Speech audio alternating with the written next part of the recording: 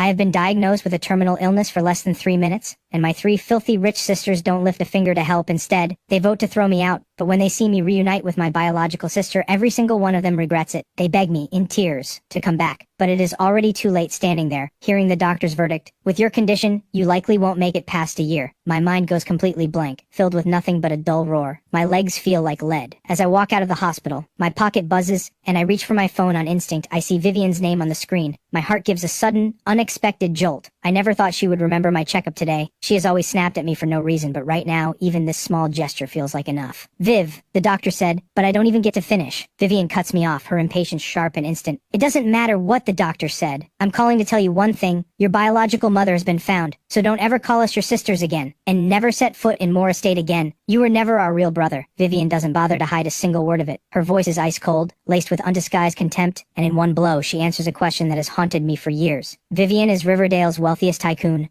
Ruthless and untouchable Melody is an A-list star, the reigning queen of pop. I have spent years walking on eggshells, trying to earn their approval, and all along, I was just an adopted child. Now that their real brother has been found, they don't want to pretend for even one more second, so they make this call right away and kick me into the gutter without a second thought. Vivian expects that once the truth is out, I will fall apart from the shock, maybe even scream and lose control. Then she can deliver the final blow in an even colder tone, forcing me to face reality and accept that we belong to completely different worlds. But I simply say, okay, calm and quiet, and accept it all. That catches Vivian off guard, but only for a moment. After all, this saves her the trouble of a severance payment. Vivian pulls her thoughts back together and turns her focus to welcoming their real brother. As for what I, the placeholder, am feeling, nobody cares. After that heartless call ends, Butler Hayes knocks and steps into the room. He hands Vivian the outfits prepared for the upcoming banquet. Every piece is crafted by the finest tailors in the country. The matching jewelry alone runs into the tens of millions. Whatever guilt Vivian has left vanishes on the spot, giving someone who could never have touched high society years of this kind of luxury. The Moore family owes Ethan nothing.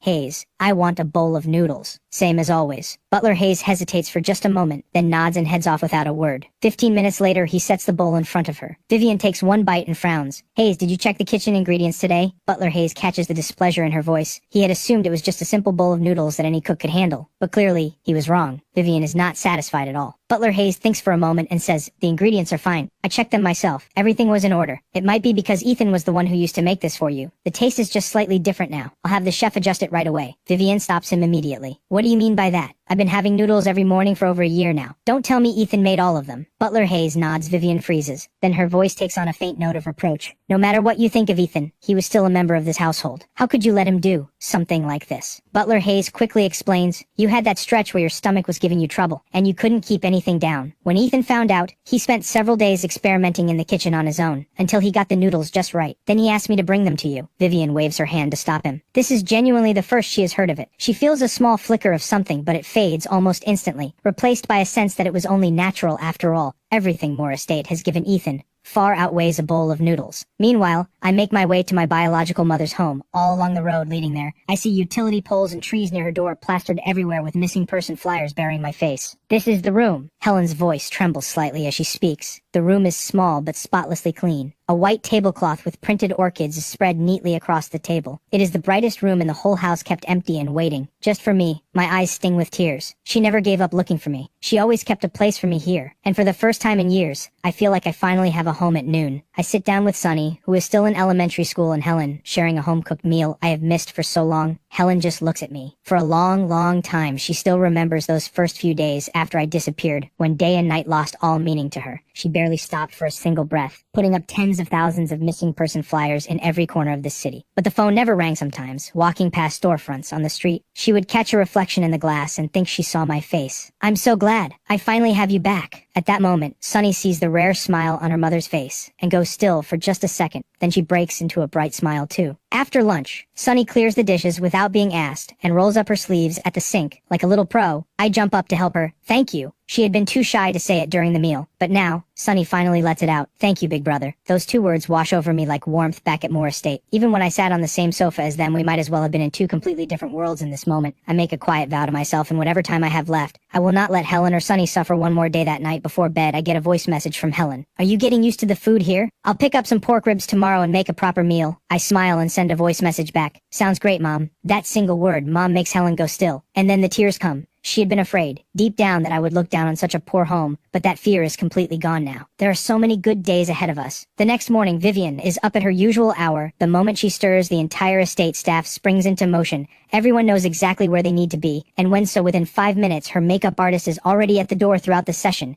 She thinks about Xavier, her real brother, who is coming home soon. She needs to clear out Ethan's things before Xavier arrives, every last item, so Xavier won't have to look at any of it. But then a question surfaces: where exactly was Ethan's room? 10 minutes later, Vivian follows Butler Hayes outside the main building. The lake reflects the scenery around it like a mirror. Soft green lawns stretch far into the distance. Tall poplar trees line the path, and birdsong and blossoms fill the air. All of it maintained daily by 3 landscape artists, each earning a 7-figure annual salary. Vivian thinks to herself that without her luck, 100 years of hard work wouldn't get anyone a place like this. But as they keep walking, Vivian suddenly notices something is off. "Hayes, didn't I ask you to take me to Ethan's room?" Butler Hayes nods and raises his white-gloved right hand, pointing ahead. "This is where young Master Ethan used to live." Vivian stares. "Isn't that the staff quarters?" Then it comes back to her. She was the one who arranged it. Years ago, she had decided that since Ethan wasn't a real Moore, letting him grow up surrounded by this kind of luxury would likely turn him into a spoiled wreck. The Moore family had more than enough money and didn't worry about spending it. But in the eyes of the outside world, Ethan still carried the Moore name, and she refused to let his behavior embarrass the family. So she made the call, raise him lean, but all these years had passed, and Ethan had never once asked to move. Vivian finds it hard to believe she had never truly treated him as a brother. Otherwise, she would never have forgotten where he slept, but still he was her brother in name if he had ever spoken up. How could she have refused? Butler Hayes hears this, and seems to hold something back over the years. Even he, an outsider, could see it clearly. Vivian's contempt for Ethan ran bone deep so many times. Ethan had come to her full of excitement, wanting to share something from school, a funny story, a good grade before he could even speak. She would cut him off without a second thought. Even when Butler Hayes tried to update Vivian about Ethan, he would get caught in the crossfire, ordered to be quiet, as she snapped that she didn't want to hear a single word about Ethan ever again. Butler Hayes understood growing up in that kind of environment, and being the kind of quietly mature child he was, Ethan chose to swallow every grievance in silence,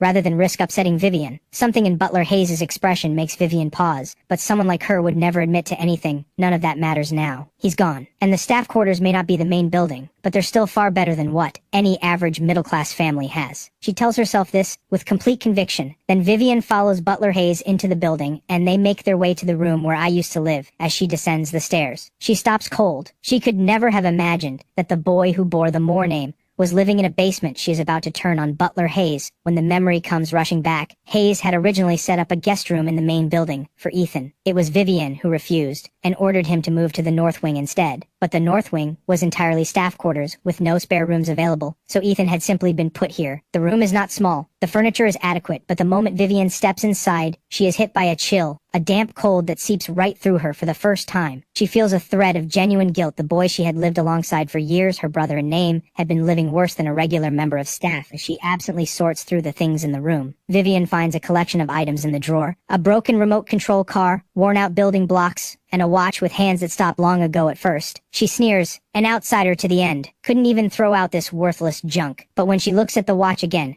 she goes still. If her memory is right, this is the watch she casually tossed to Ethan years ago. She never imagined that after all this time, even after its hands stopped moving, he had kept it like something precious. It dawns on her that the other items in that drawer were probably things her sisters had casually handed him over the years. She never expected that things given away so thoughtlessly could have meant so much to him. Vivian had planned to throw it all out, but something, maybe a flicker of guilt, stops her. She decides to return the items to Ethan. Instead, call it a final goodbye part on civil terms. After packing the old items into a storage box, she finds a stack of papers tucked at the back of the drawer. She pulls them out. They are financial aid applications. Her brow furrows. She is genuinely confused. Hayes, didn't I have you send him a monthly allowance? Why was he so broke that he had to apply for financial aid? She doesn't mean anything deep by it. She just finds it embarrassing that someone living under the Moore roof was going to school to beg for pocket money. It would look like the Moore family was mistreating him. But as soon as the words leave her mouth, she thinks of her own decision to raise him. The allowance she gave him was nowhere near what a wealthy household would provide. It was barely what an ordinary family would give, $2,000 a month. But even so, even on just $2,000, he shouldn't have been broke enough to need financial aid. Butler Hayes lowers his head and explains, the $2,000 was delivered every month, on time. Every single month. But once, Ethan quietly borrowed a sum from me. He said it was urgent, that he needed it for your birthday gift. I felt for him, so I told him not to worry about paying it back. But he paid me back every cent. He scraped it together and returned it not long after. That may be why. The words hit Vivian like a sudden wave. All these years, every single birthday, Ethan had put thought into a gift for her. But because those gifts looked like they came off a street market stall, she would toss them in the trash the very next day, and yet, looking down from her height, she had forgotten that Ethan was never a true Moor. Those cheap, worthless-looking things to him were the very best he could give. As it happens, I run into Vivian that morning. When she sees me, she stops for just a beat. "Wait, don't go. I have something for you." I walk on as if I heard nothing without slowing down for even a step. Vivian is visibly thrown in her world.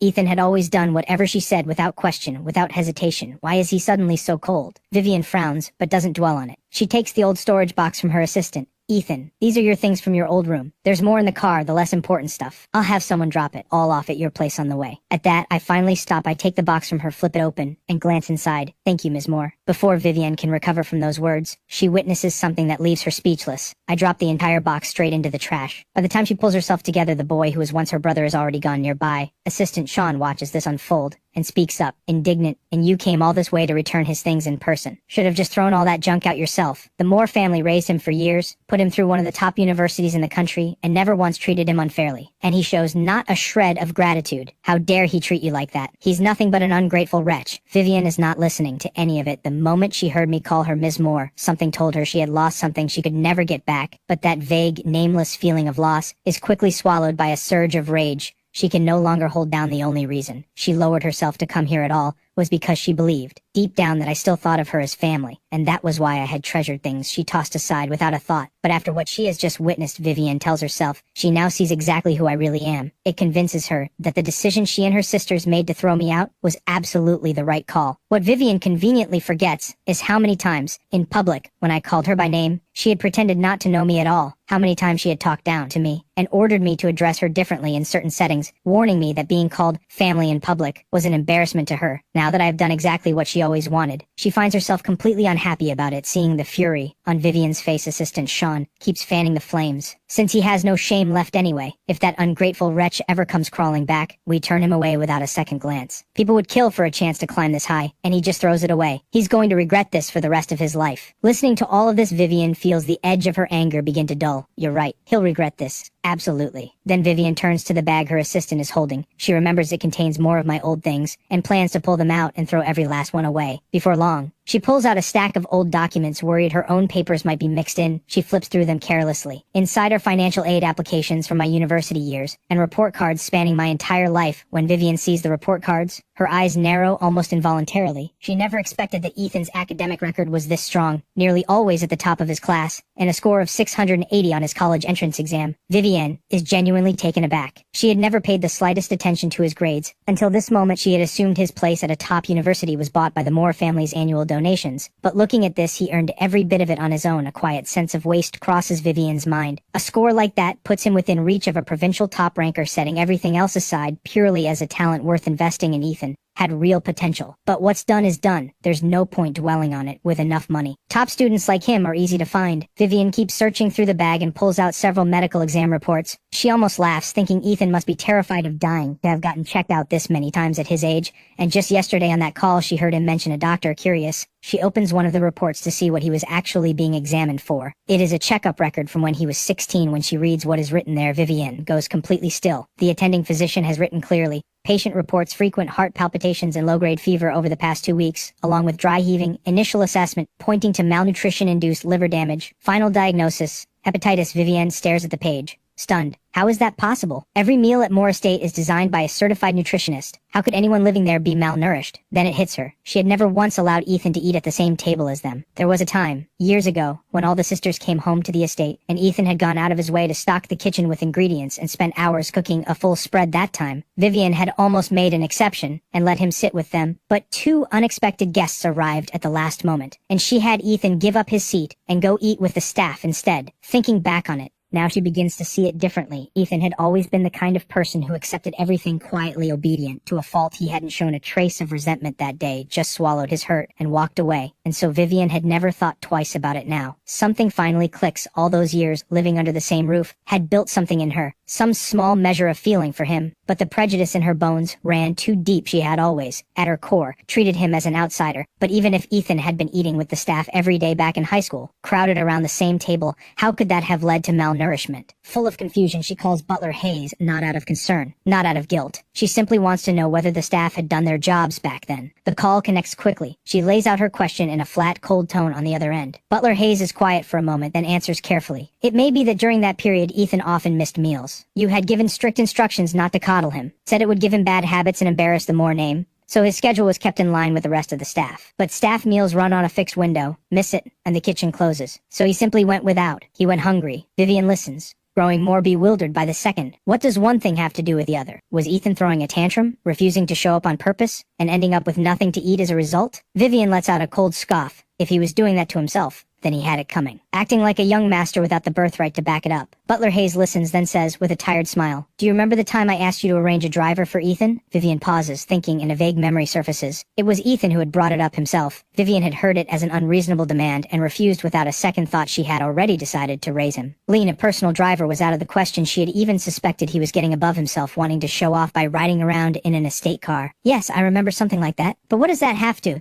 do with food? Was he sulking over it, refusing to eat as some kind of protest? Butler Hayes shakes his head quickly. Ethan didn't complain. Not once. The very next day he used his allowance to buy a bicycle and rode that beat-up bike to school and back every single day. Vivian hears this and nods. Inwardly, young people should get more exercise. But what Butler Hayes says next shatters every comfortable assumption she has been holding onto Butler. Hayes sighs and continues. The high school was very far from the estate. Even by bicycle, it took over an hour. To get there on time every morning, Ethan had to be up by 5:30 in the morning. But the staff breakfast window at the estate, without exception, ran from 7 to 9. Which means, every morning when he left the house, the kitchen hadn't even been lit yet, and in the evenings, he was often too buried in schoolwork to make it back in time. Butler Hayes lets out a long, heavy sigh back then. He had watched all of this and felt helpless. He had brought up Ethan's eating situation more than once, but Vivian had cut him off every time, insisting everyone be treated the same. No exceptions, no special treatment. The words land like a bolt through Vivian. She finally sees just how badly she had gotten it wrong. She has always moved through the world and chauffeured cars. She had long forgotten what it costs to live without, that she had always assumed that a kid from an ordinary background had no business asking for a private driver, and naturally took Ethan's request as entitlement. She had completely overlooked how remote the estate was, and how far it sat from his school. His request had been completely reasonable, and even if the driver was off the table, even the smallest adjustment, having a cook start breakfast a little earlier, the way any normal family would for a child matching his schedule, would have been enough. But she had shut down both options herself. Vivian has no choice but to admit it. Now Ethan starved his way into illness because of her after she hangs up assistant Sean, who had been so vocal just moments ago, now stands there feeling the sting of it too. But Ethan is still an adopted child, not Vivian's real brother. Vivian knows she was wrong, but a lifetime of looking down at the world makes it impossible to bow her head to anyone. She will just send someone to drop off his things. Meanwhile, back at Moore Estate, a young woman sits alone at the edge of her bed. Her skin is flawless, delicate as fine porcelain, the kind of beauty that draws every eye in every room. Her name is Melody Moore, the reigning queen of pop. Her latest release, just out recently, shot straight to the top of every major streaming platform. But last night, Melody could not sleep. She is terrified of sliding back into that darkness of becoming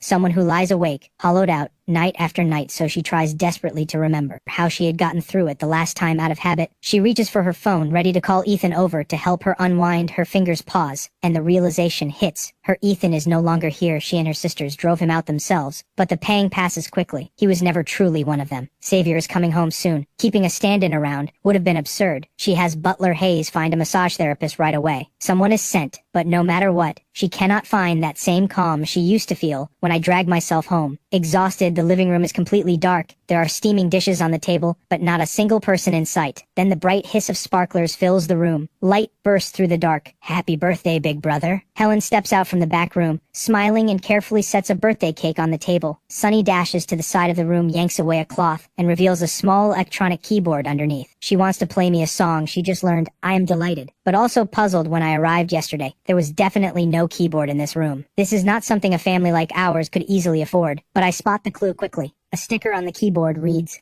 Class 2, Xiao Mei Wang. A sting rushes up to my nose. For my birthday, Sunny had gone out and borrowed someone's keyboard. In all those long years at Moore Estate, nobody had ever once cared about my birthday. Watching Sunny play with that look of total focus on her face, I stand beside her, eyes burning, and clap, humming softly along with the melody. When the song ends, I ruffle her hair and ask, "Do you really love playing? Once I save up enough, I'll get you one of your own." Sunny's face lights up instantly. She cannot hide it. "Thank you," is right there on the tip of her tongue, but she swallows it back down, trying to be mature. She blinks up at me with those big bright eyes and says the opposite of what she means. Actually, I don't even like it that much anymore. I see right through her, but I just smile and let her have it, already making a quiet promise to myself to give her something she won't see coming. so I go along with it and shift gears. Thank you, Sonny. I really love it. Let me play one for you. Sonny's eyes go wide. Wait, you play? I have barely settled onto the bench and raised my hands when there is a soft knock at the door. I pull the door open and freeze. A girl stands there in a white button-up and a knee-length skirt, her dark ponytail framing a long, graceful neck. A light breeze lifting the loose strands around her face when she sees me open the door. Claire Yates breaks into a warm smile. Looks like I've got the right place. She holds out an elegantly wrapped gift box with both hands. Happy birthday, Ethan. When I just stand there, blank, she tilts her head and asks playfully, aren't you going to invite your best friend in? She was my classmate back in high school. She had found out what happened through the class group chat and made a point of coming today. Sonny stares at this absolute goddess of a girl, then looks back at me,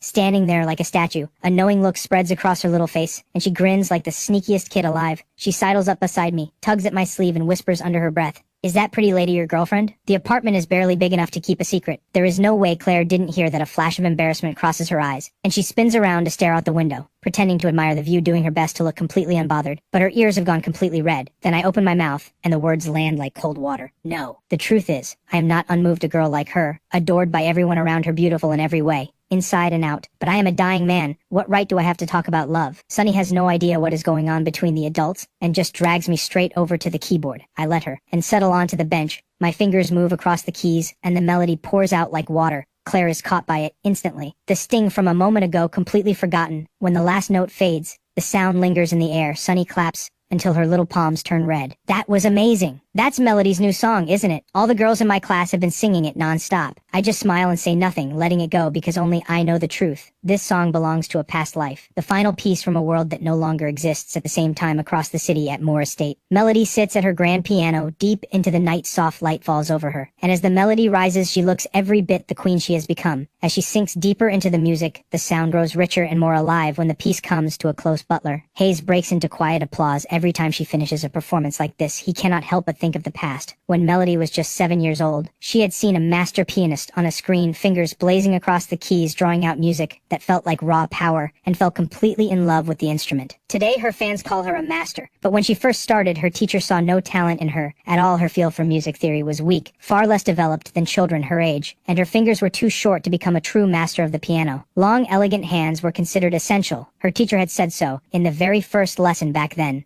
She sat at the bottom of her class until Ethan came along and changed everything. Even now, she cannot forget the boy she had watched play for the first time. Same limitations as her, his fingers no longer than hers, and yet he played perfectly from that day forward. Melody quietly made Ethan her competition. If a kid like him could do it, then she could do it better. She picked herself back up and threw herself into practice slowly. She pulled ahead of her peers and earned the recognition of that same teacher who had written her off. She was even invited to perform at a renowned opera house, playing a four-hands piano duet alongside her teacher. She still remembers how lucky she felt her teacher was one of the finest artists in the country, a legend who had swept every major competition at the national level. Melody was not the teacher's star student. Several older students outranked her with technique that surpassed hers by a full measure. She had wanted that spot desperately, but knew there was only one place, and the odds were not in her favor. And yet, at the very last moment, her teacher announced the spot would be decided by a draw chosen at random from among the students. As if fortune itself had reached down, Melody's name was the one pulled. She still remembers every detail standing in that great concert hall. Her notoriously short-tempered teacher was patient from the first note to the last. During the four-hands duet, the teacher followed her lead at every turn, staying in the background, making her the center of it all, giving her every spotlight moment on that stage, even though it was her very first performance before an audience with hundreds of eyes on her. She found her footing quickly. Something in her shifted, and she stood taller. The gaze of the crowd no longer frightened her. When the final note rang out, her teacher stepped back and gave her center stage. She bowed with quiet grace, neither timid nor proud. The press captured the moment, and the reviews that followed were glowing. Every outlet said the stage looked like it had been built for her. After that night, Melody never doubted herself again. Ethan, what do you think? The name leaves her mouth before she even realizes it. Then it hits her. After all these years together, she has grown so used to it. Used to Ethan being there whenever she practiced alone, always nearby, always present, and whenever she grew tired of playing, she would watch him take over and play, and somehow, that always settled something inside her. The thought leaves a quiet ache. She regrets the vote, the yes she had cast when they decided to send Ethan away. But then again, all of it was for Xavier, and Ethan was never truly a more. Sending him away seemed reasonable enough. But then a solution comes to her. She has heard that Ethan's living situation is not good. that things are quite lean. She could pay him to come back as a practice partner. The idea pleases her more than she lets on, but she will wait a few days before reaching out. They only just threw him out. Calling him back right away would be awkward even for someone like her. As she rises to head back to her room, she notices the camera set up nearby. She had requested it herself, partly to keep a daily record, and partly to review her technique afterward, and find where she could improve. She had also, on more than one occasion, used the footage to quietly study Ethan's playing, so the thought comes to her immediately. There may be a recent recording of Ethan in there. It has been too long since she watched him play. She has Butler Hayes draw back the projection screen and plays the most recent footage of Ethan performing the moment that familiar melody fills the room. Melody goes completely rigid disbelief, written all over her face. She checks the timestamp on the recording, again and again. Then the realization strikes her like lightning. The piece Ethan is playing in this recording is the very song she released 2 weeks ago, but the date on this footage is a full week earlier than the day she first wrote it back at home. I have just finished playing,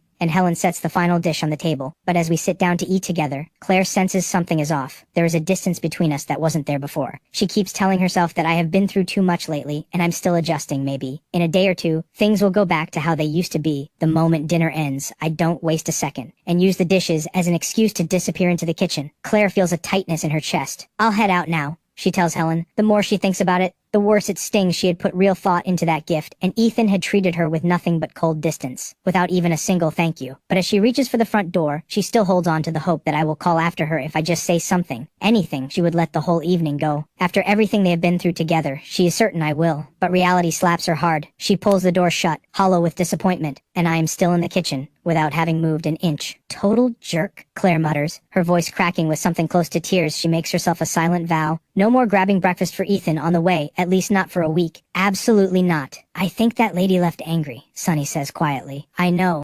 What I did was too much. Just then the doorbell rings. I dry my hands and hurry to the door, telling myself I will at least apologize. But it is not Claire standing there. Why are you just standing there blocking the door? Let us in. We need to talk. Vivian speaks next, her voice flat and cold. Why have you blocked me and Celeste? She has been trying to reach you. It's urgent. Hearing her call herself that I almost want to laugh. Sorry, I'm not sure who you are. Could you remind me? Something cold flashes in Vivian's eyes, still sulking about being asked to leave. There's really no need for this. You were never a Moore to begin with. Everything is out in the open now. You know the truth. Are you really going to keep pretending otherwise, acting like none of this happened? Clinging to something that was never yours? Vivian takes on that same lecturing tone she always uses once. This would have hurt me, but now I feel nothing. I am about to close the door in their faces, when Helen hears the noise and comes to invite them in. She has no idea what lies between us. Vivian clicks into the living room in her heels, and looks around with open disdain to someone who has lived the way she has. Calling this a living room is generous. It is smaller than the storage room at Moore Estate. I'll get straight to it. All your personal belongings from your room are here. Celeste has some questions about the piano and would like your guidance. Come to the estate every weekend to practice with her, 2 days a week. In return, I'll cover your full tuition for the rest of university. On top of that, I'll pay you a monthly salary. Name your number. 30,000? 50? Either works. This generosity has nothing to do with any lingering bond between them. Vivian sees the tuition as an investment, pure and simple. As for the salary, consider it a consolation for the years of malnourishment after listening to all of that arrogance. A brief hesitation crosses my face, not because of the tuition or the money, but because a face suddenly appears in my mind. Melody. She was always so fiercely driven, so unwilling to lose. Behind the brilliance she shows the world, the grace she carries in front of every camera. I know her better than anyone at her core. She is deeply, quietly insecure. Since I left, she won't be able to write like that anymore. She will likely fall back into the same darkness she crawled out of, the creative block, the dry well, the self-doubt eating away at every note she tries to play until she gives up, just like she almost did as a child. But I crush that flicker of pity before it can take hold. The decision to throw me out like trash was a vote every one of those sisters cast. They never once treated me as family. Why would I debase myself worrying about them now, when I don't cave the way I always used to? A cold smile surfaces inside Vivian. She is convinced she has figured me out, certain that my resistance is just a play for more money. But right as she is congratulating herself, I open my mouth, and every word lands like a blade. Go back to that rotten place and play piano? I'd rather not. I don't want to get my hands dirty. I will never set foot in that place again. And we have absolutely nothing to do with each other. So please, stop lingering in my home. The words have barely left my mouth when the entire room goes dead. Silent assistant Sean stares at me like I have lost my mind. Have you completely lost it? If you throw away what Ms. Moore is offering you, you will regret it for the rest of your life. In Sean's mind, all I have to do is show a little sense, swallow my pride, and apologize, and even in a lesser role, at Moore Estate, I could still ride that wave all the way to the top. Helen and Sunny would never have to struggle again. Vivian forces down her rage and jabs a finger toward me. Ethan, I'm giving you one last chance out of the goodness of my heart. Get down and apologize. Right now. Then show up every weekend to practice with Melody. The offer still stands. My answer is one word, clean and final. Get out. Vivian slams the door so hard the walls shake in the car she vows to cut all ties completely and pour everything into Xavier's welcome home banquet. Just then a spending notification lights up her phone, 530,000, all charged by Xavier, no description, no explanation. To Vivian, it is a drop in the ocean. Xavier spent 20 years out there with nothing considerate the smallest start of what she owes him as a sister. Meanwhile, Melody receives news that stops her cold. It comes up during a casual call with her mentor. Ethan's piano talent far surpasses hers. The spot at the Opera House was never decided by a draw. Ethan had chosen to step aside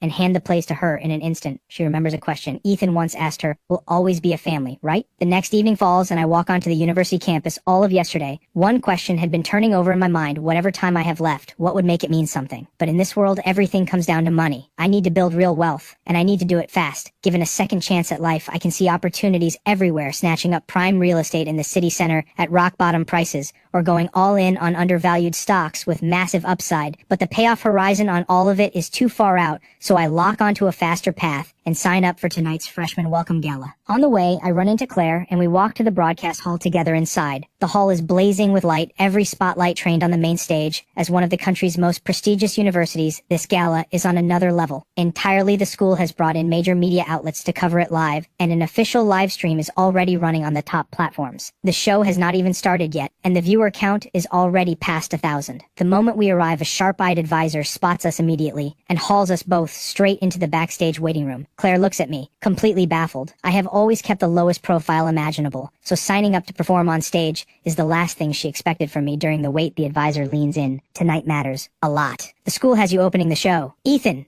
are you absolutely sure you can deliver? I hear that and give a calm, steady nod. Leave it to me. I think I can hold my own at the piano. Before long, the gala begins. The host sees me take my seat at the piano and cannot hide the shock on his face. Word spreads quickly that I'm performing an original piece. The crowd starts murmuring, "Who even is this guy? An original composition? Just like that? Does he actually have the chops to pull this off? You really don't know? Where have you been?" That's Ethan Moore, the brother of Riverdale's wealthiest tycoon, though from what I heard, the real son came back a few days ago. The Moore family already put out a statement cutting all ties. Then comes a clean, sharp click, and every light on stage goes out at once. The hall drops into a silence so complete you could hear a pin drop. A single blinding spotlight ignites from above and locks onto me. I follow the light to the piano at the center of the stage and settle onto the bench with calm, unhurried grace. I lift the lid, adjust the microphone, and in the held breath of thousands, the music pours out like a mountain stream, finding open water, a melody no one in that room has ever heard before. Students and faculty look at each other in stunned silence. They had come ready to be entertained by a failure, expecting something rough, half-finished,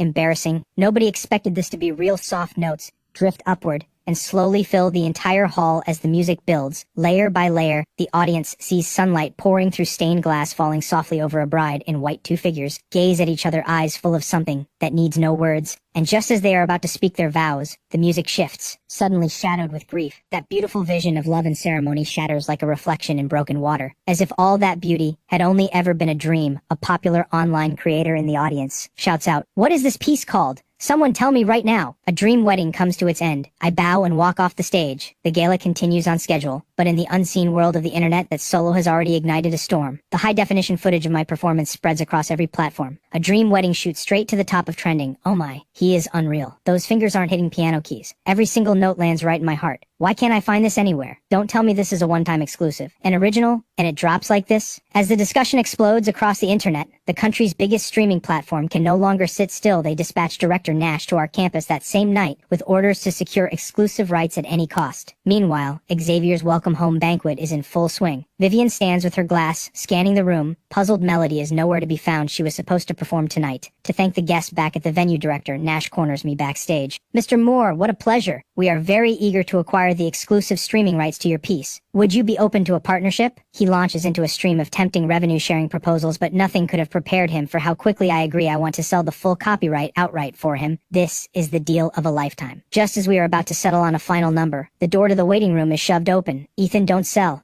Think bigger. Don't let them lowball you." It is Melody, who had watched the live stream and come straight here, not stopping for a single second. I know you need money right now after everything, but selling the full copyright would be penny wise and pound foolish. Hold on to it, and it will only grow in value. I don't even glance in her direction. I don't answer right away. I just send one cold question back her way. When they voted to throw me out of Moore Estate, you voted yes. Am I wrong? Melody visibly flinches, her eyes go red at the edges, and she nods, slowly, with guilt written all over her face. I watch the performance and feel absolutely nothing. That cold, loveless place, I left it behind. Long before they pushed me out, Melody has a whole flood of words she wants to pour out. Ethan, do you have any idea how much I've been suffering? Without you there to practice with me, I can't sleep. Can we play together again? Like we used to? I miss sitting side by side at the piano. We were so close back then. She barely gets through it before I cut her off. None of that has anything to do with me. Go back to your mansion and play there. Stop coming here and playing the fool in front of me. Melody stands there, struck speechless. She has never, in her most far-fetched dreams, imagined I would ever look at her with this kind of contempt. All it used to take was a casual word from her, and I would show up for her without fail for over a decade. Through all those years, I never once arrived late. Even when I was sick with a fever, she knows better than anyone that being there for her had once been everything to me. So what does this look in my eyes now? The gap between then and now makes her eyes burn even more. Ethan, what happened to you? You never used to speak to me like this. I genuinely love hearing you play. Can't you find a little time for me? Those words turn my stomach. I let out a short, cold laugh. Is something wrong with me? Or has everyone here just lost their memory? Who was it that called me garbage? Said I was worthless? That having me around was nothing but an eyesore? And then joined hands to throw me out like trash? Kicked me into the gutter without a second thought. And now that things are going well for me, suddenly you remember what I meant to you? How shameless can you get? I fire the next shot without blinking. First of all, if something is wrong with your head, go see a doctor. Stop trying to get close to me. We are not close. I pull out my phone right in front of her and dial security. Security? This is the backstage waiting room. There is an unauthorized individual in here harassing me. Please send someone to escort her out. I hang up and look down at her. Second, what I do with my life is none of your business. My time is precious, and I refuse to waste what little I have left arguing with someone as fake as you, Melody Moore.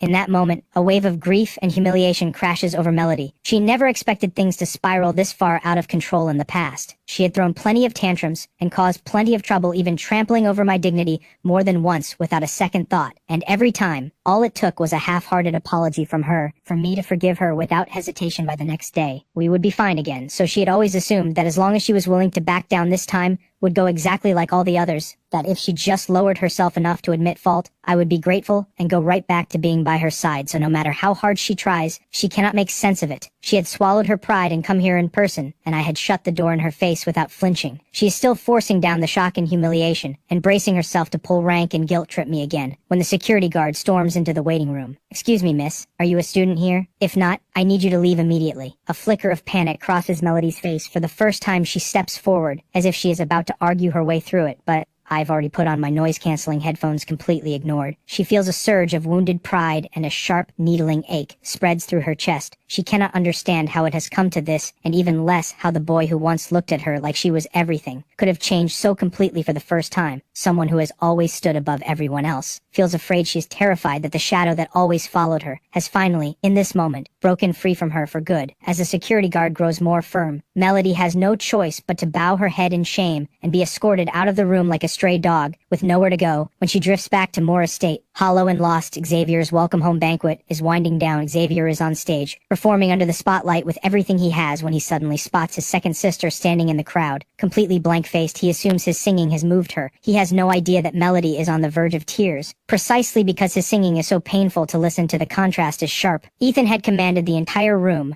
with nothing but his piano, and yet her real brother on that stage sounds like a cat being stepped on. The difference is so painful it makes her want to cry. She makes it through the night in agony and wakes up well past mid-morning. The first thing she does is grab her phone and send a cautious message into the chat window, hoping to find out whether she has been unblocked. But the moment the screen lights up, a news notification pops up. The streaming platform has officially announced a deal with piano prodigy Ethan Moore, acquiring the full copyright of A Dream Wedding for $2 million. After reading the announcement, she cannot hold back. What an absolute fool. He has zero business sense. She had pleaded with him not to rush into selling. With her years of experience in the industry, she can say conservatively that within 10 years, the royalties alone would have been worth at least $5 million, not counting the staggering returns 20 or 30 years down the line. The news makes her chest ache. and her mind race after witnessing that performance that had shaken the entire internet. She knows Ethan's technique has reached a level beyond compare, carrying the kind of depth that takes masters decades to earn that realization. Pulls her into a doubt she cannot shake. Had Ethan been holding back all along every time he sat beside her as a practice partner? How else could he have burst into brilliance the moment he left? Had he been quietly making way for her pride this whole time? With $2 million in hand, I head straight to the hospital and come out with a bag full of imported medication and squat by the side of the road and tear into a street crepe like I haven't eaten in days. Nash Carter happens to walk past and sees the whole thing. If he hadn't seen it with his own eyes, he would never have believed it. The piano prodigy who just pulled in $2 million from a single piece is crouching on a curb eating street food like a construction worker on lunch break. True to every clause in the buyout contract, I go into the studio and lay down the full recording of a dream wedding. Nash Carter brings over a premium cup of tea with both hands. Mr. Moore, the full payment has been transferred. Every last cent. The reason he is rolling out the red carpet for someone my age is simple. I have just turned 20, and at 20, I have already produced something that belongs in the canon. Who is to say this isn't just the beginning? What if there's a second piece? A third, just waiting to be pulled out? Better to pour resources in now and lock down goodwill so when the next masterpiece comes, they are first in line. Nash Carter stands up beaming and extends his hand. Mr. Moore, here's to a successful first collaboration. If you ever have another piece of this caliber, I hope today has shown you how serious we are. We would love nothing more than to work with you again. But all that warmth hits a wall. He has delivered a full speech of polished flattery, and I sit there like a post, giving him absolutely nothing. Not even the courtesy of standing up to shake his hand. The arrogance quietly infuriates him, but after years in this industry, he has met all kinds of eccentric geniuses who think the world owes them a bow are nothing new. Just as he is turning to leave, I finally lift my eyes and speak. Sorry about that. My mind wandered. Since you're so eager for a next time, why waste time waiting for it? No time like the present. Let's do it today. What I say next, delivered without a trace of drama, drops his jaw so hard he can barely close his mouth. I have another complete original. Right here. It holds its own against a dream wedding. Every measure of it. The words, land, and the studio goes completely silent. Not just Nash Carter. Even the sound engineer beside him stares with wide eyes in their minds. A dream wedding is the kind of piece that comes once in a generation, destined to be remembered long after its composer is gone. A true classic. To write something like that at 20 is already the mark of an extraordinary talent. And yet, right here in front of them, I am claiming to have another one, sitting in my pocket at the same level. How could that not send a chill down their spines? The look on Nash Carter's face right now is something to behold. This is the real thing. He has struck gold. If Ethan can actually produce a second piece that matches the first, then the sheer scale of this person's musical gift is something almost too frightening to comprehend. And yet, how has someone this extraordinary spent 20 years completely unknown in this industry? Nash Carter steadies himself and with the utmost respect, invites me to sit burning to hear what this mysterious second piece sounds like. When my hands open across the keys, a torrent of dense, rapid notes pours out like a dam breaking open, and the music tears into something almost hysterical in its intensity. The moment my fingers touch the keys, something in me shifts as if I am using every note to rage against everything fate has handed me, pouring every last feeling out until there is nothing left. Nash Carter is trembling with excitement. He has found something priceless. A dream wedding, for all its breathtaking beauty, had one weakness: it was technically too accessible. This second piece goes in the complete opposite direction. The dizzying speed of the fingerwork looks almost like the hands are fighting each other at the same time in the grand, quiet halls of Moore Estate. Vivian has been knocking on Melody's bedroom door for a while. Melody, get up. Come down and eat. But when the door slowly swings open, Melody is a mess. She drifts out like a ghost. Hair tangled, eyes vacant. The sight of her gives Vivian a jolt. Melody, what happened to you? Are you sick? But she quickly figures out the real cause. Is this about Ethan? Did you sneak out to see him last night? Did he say something awful to you? Come on, I'll go deal with him right now. Vivian thinks she can understand Ethan giving her a hard time after all. Her own negligence had caused Ethan real pain. But what had Melody ever done to deserve this? Melody bursts into tears. Do you really think those songs were mine? Do you honestly believe I could write any of them? Vivian blinks and quickly tries to steady her. Of course they're yours. Who else could have written them? But those words only make it worse. Melody cries harder. It was Ethan. Every single one of them. He wrote them all for me. Have you lost your mind? How could that ungrateful wretch possibly write songs? Vivian has no idea what Melody is going on about. Ethan lived under this roof for over a decade, and she never once heard a word about any musical gift. And even if that were somehow true, even if he did know something about music, what would that have to do with your songs? Ever since Ethan blocked me, Mr. Vale has gone completely silent too. So I am certain Mr. Vale is Ethan. Vivian goes still. Then it hits her who Mr. Vale is. He had written multiple songs tailored specifically for Melody,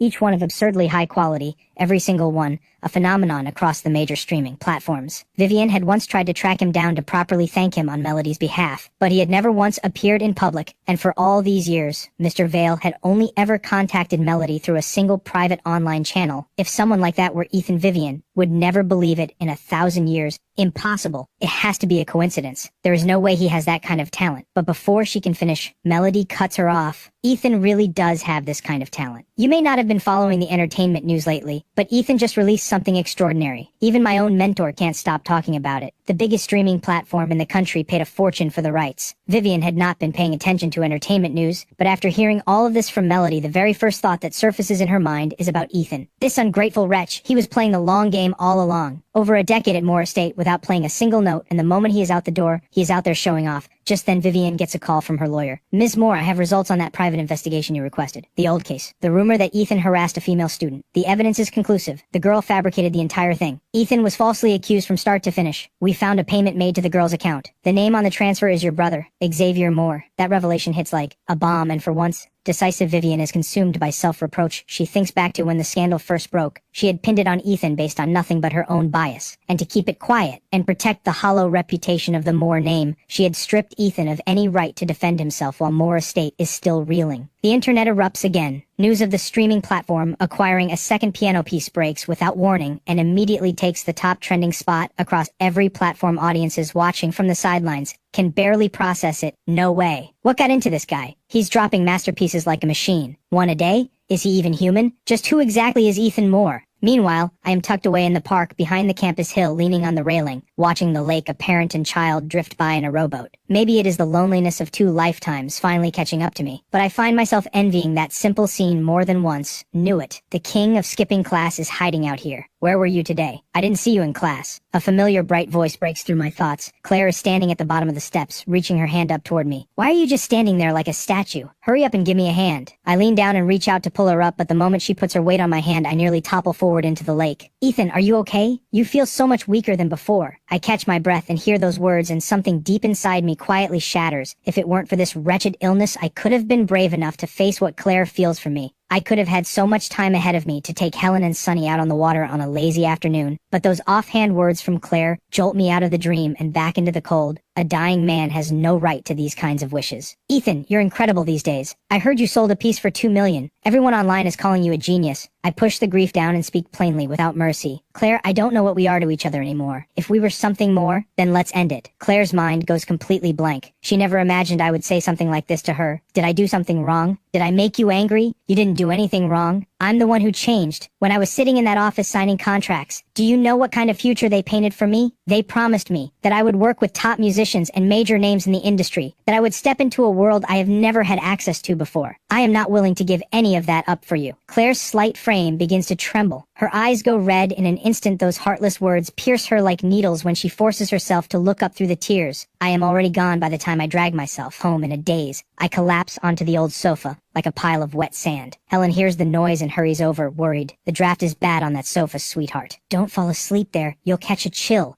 Listen to me. Go get some proper rest in your bed. Seeing that I have already sunk into an exhausted sleep, Helen tries to pull the blanket out from under me to lay it over me. But the moment she does, her eyes fill with tears. She makes a heartbreaking discovery. Her son weighs almost nothing. My boy, what have they done to you out there? In that heartbreaking quiet, a sharp, urgent knock rattles the front door. Hello? Could someone open up? Is anyone home? The uninvited guest is none other than Vivienne. She has come to negotiate a quiet payoff to keep my mouth shut, but none of it comes from a place of conscience. It is purely to stop me from airing the Moore family's dirty laundry in public. After what Melody said stung her, she had gone through every trending post about me with a stone-cold expression and confirmed that I had gone viral off the back of 2 piano pieces. I am now the undisputed center of a full-blown internet storm. If I chose to bring up the past right now at the height of this attention, the damage to the Moore name would be severe to signal sincerity. She has come alone this time. Without her assistant, her makeup and outfit carefully chosen to project warmth and approachability. Helen wipes her tears and pulls open the security door. When she sees it is Vivienne again, her normally gentle face darkens immediately. What do you want now, you heartless woman? Seeing Helen's hostility, the false smile Vivienne has put on freezes on her face, but she is too seasoned a businesswoman to let it show for long. Last time got off on the wrong foot because of a misunderstanding between me and Ethan. I'm here today to have a calm conversation with him. I went by his university just now, but he wasn't there. I figured he must be home by now. While Helen is still processing this, Vivienne slips inside. Just a small token. Please don't read too much into it. She sets 2 boxes of extraordinarily expensive tea from the estate down on the worn, paint-chipped coffee table with a firm thud, but Helen snatches both boxes right back up and shoves them toward the door. Take it back. Nobody here wants your charity. The move stops Vivienne cold. She thinks to herself that this family must have lost their minds, every single one of them, acting like they have a fuse waiting to blow in Vivienne's mind. Helen was supposed to be the meek and easily managed type. So why has this woman suddenly grown a spine? Please,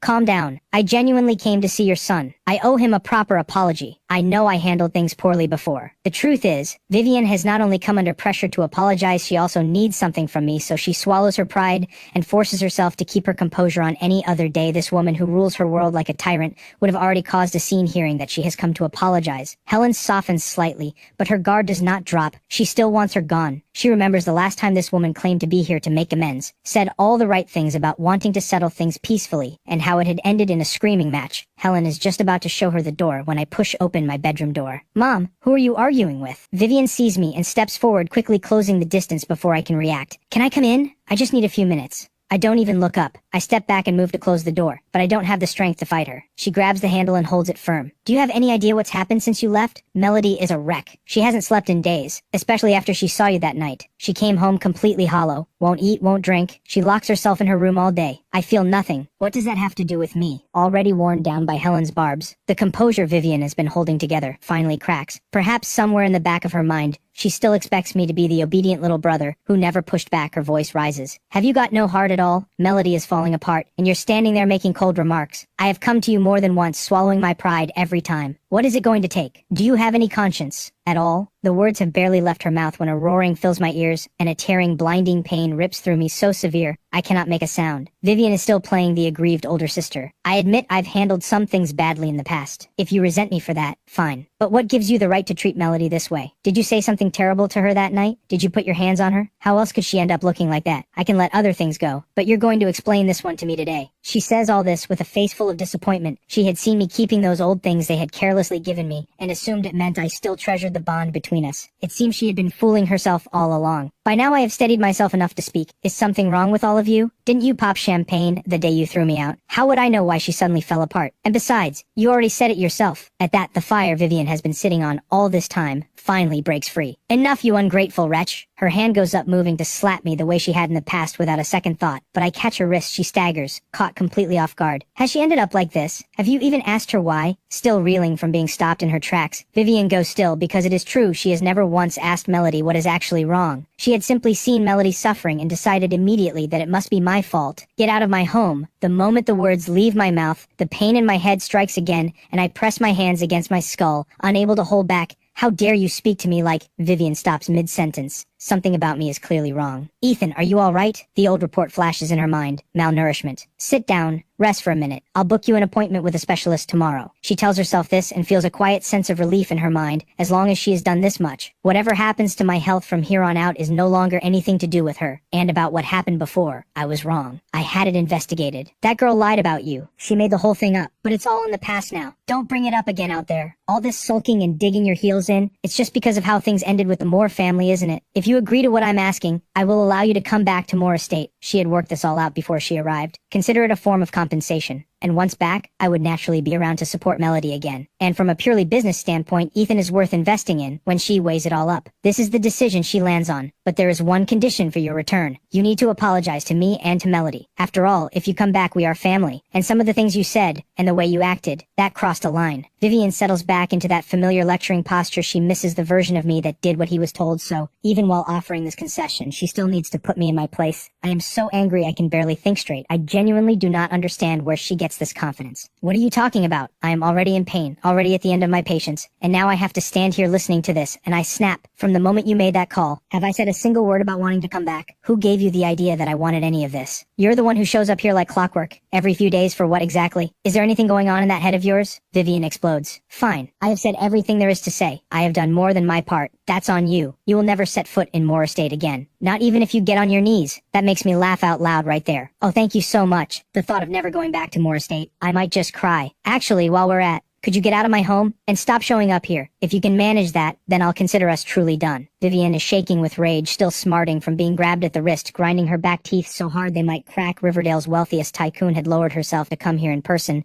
had actually set aside her pride and apologized, and not only am I not grateful I had treated her like a punching bag, she is not deaf to my sarcasm, but she clings to the belief that I want to go back to Moore Estate. Say nothing else, at least the living conditions are 100 times better than this cramped little place. Just then her phone buzzes in her pocket. She nearly rejects the call, but when she sees the name on the screen, her expression shifts. Melody, what is it? On the other end, Melody's voice comes through urgent and tight. How did it go? Did you talk to Ethan? Is he willing to come home? Vivian's face goes blank. but it is her sister, so she keeps her voice level and walks her through what happened in her version of events. There is no shortage of embellishment and selective memory, casting herself as the wronged party and painting me as a cold-blooded ingrate. I nearly laugh out loud listening to it, but I cannot be bothered to correct any of it. In fact, I am almost glad she is doing it this way. The worse she makes me sound, the less likely either of them is to come back. After Vivian finishes her dramatic retelling, she fully expects that Melody will give up on me entirely and let go of whatever attachment she still has before the obsession does real damage to her health. But what happens next catches her completely off guard. Melody bursts into tears on the other end, and then begs to be put on speaker. "Ethan, I know you've been through so much. Please don't fight with Vivian anymore. You know what she's like. Just listen to her. Come home with her. I'm begging you." Before Vivian can scold Melody for groveling to an outsider, I reach over and take the phone out of her hand. "Keep your sister away from me." And I hang up across town. Claire makes her way home in a daze. She had gone looking for me outside campus because I skipped class and ended up missing her own evening study session too. She locks her door and sits in the dark, perched on the edge of her bed, her mind a tangle she cannot unravel. Memories she cannot hold back come flooding in. She thinks back to freshman orientation week. She remembers the brutal heat that day, so bad you could wring sweat from your cap. The instructor had turned around and split open a watermelon as a treat, and everyone thought he had finally gone soft. But when the slices were laid out on the ground, they realized he was up to his usual tricks. Sure enough, he made the boys and girls sit across from each other, with the watermelon between them, and launched into one of his reaction time games. The rule was that you could only go for your slice when he finished counting down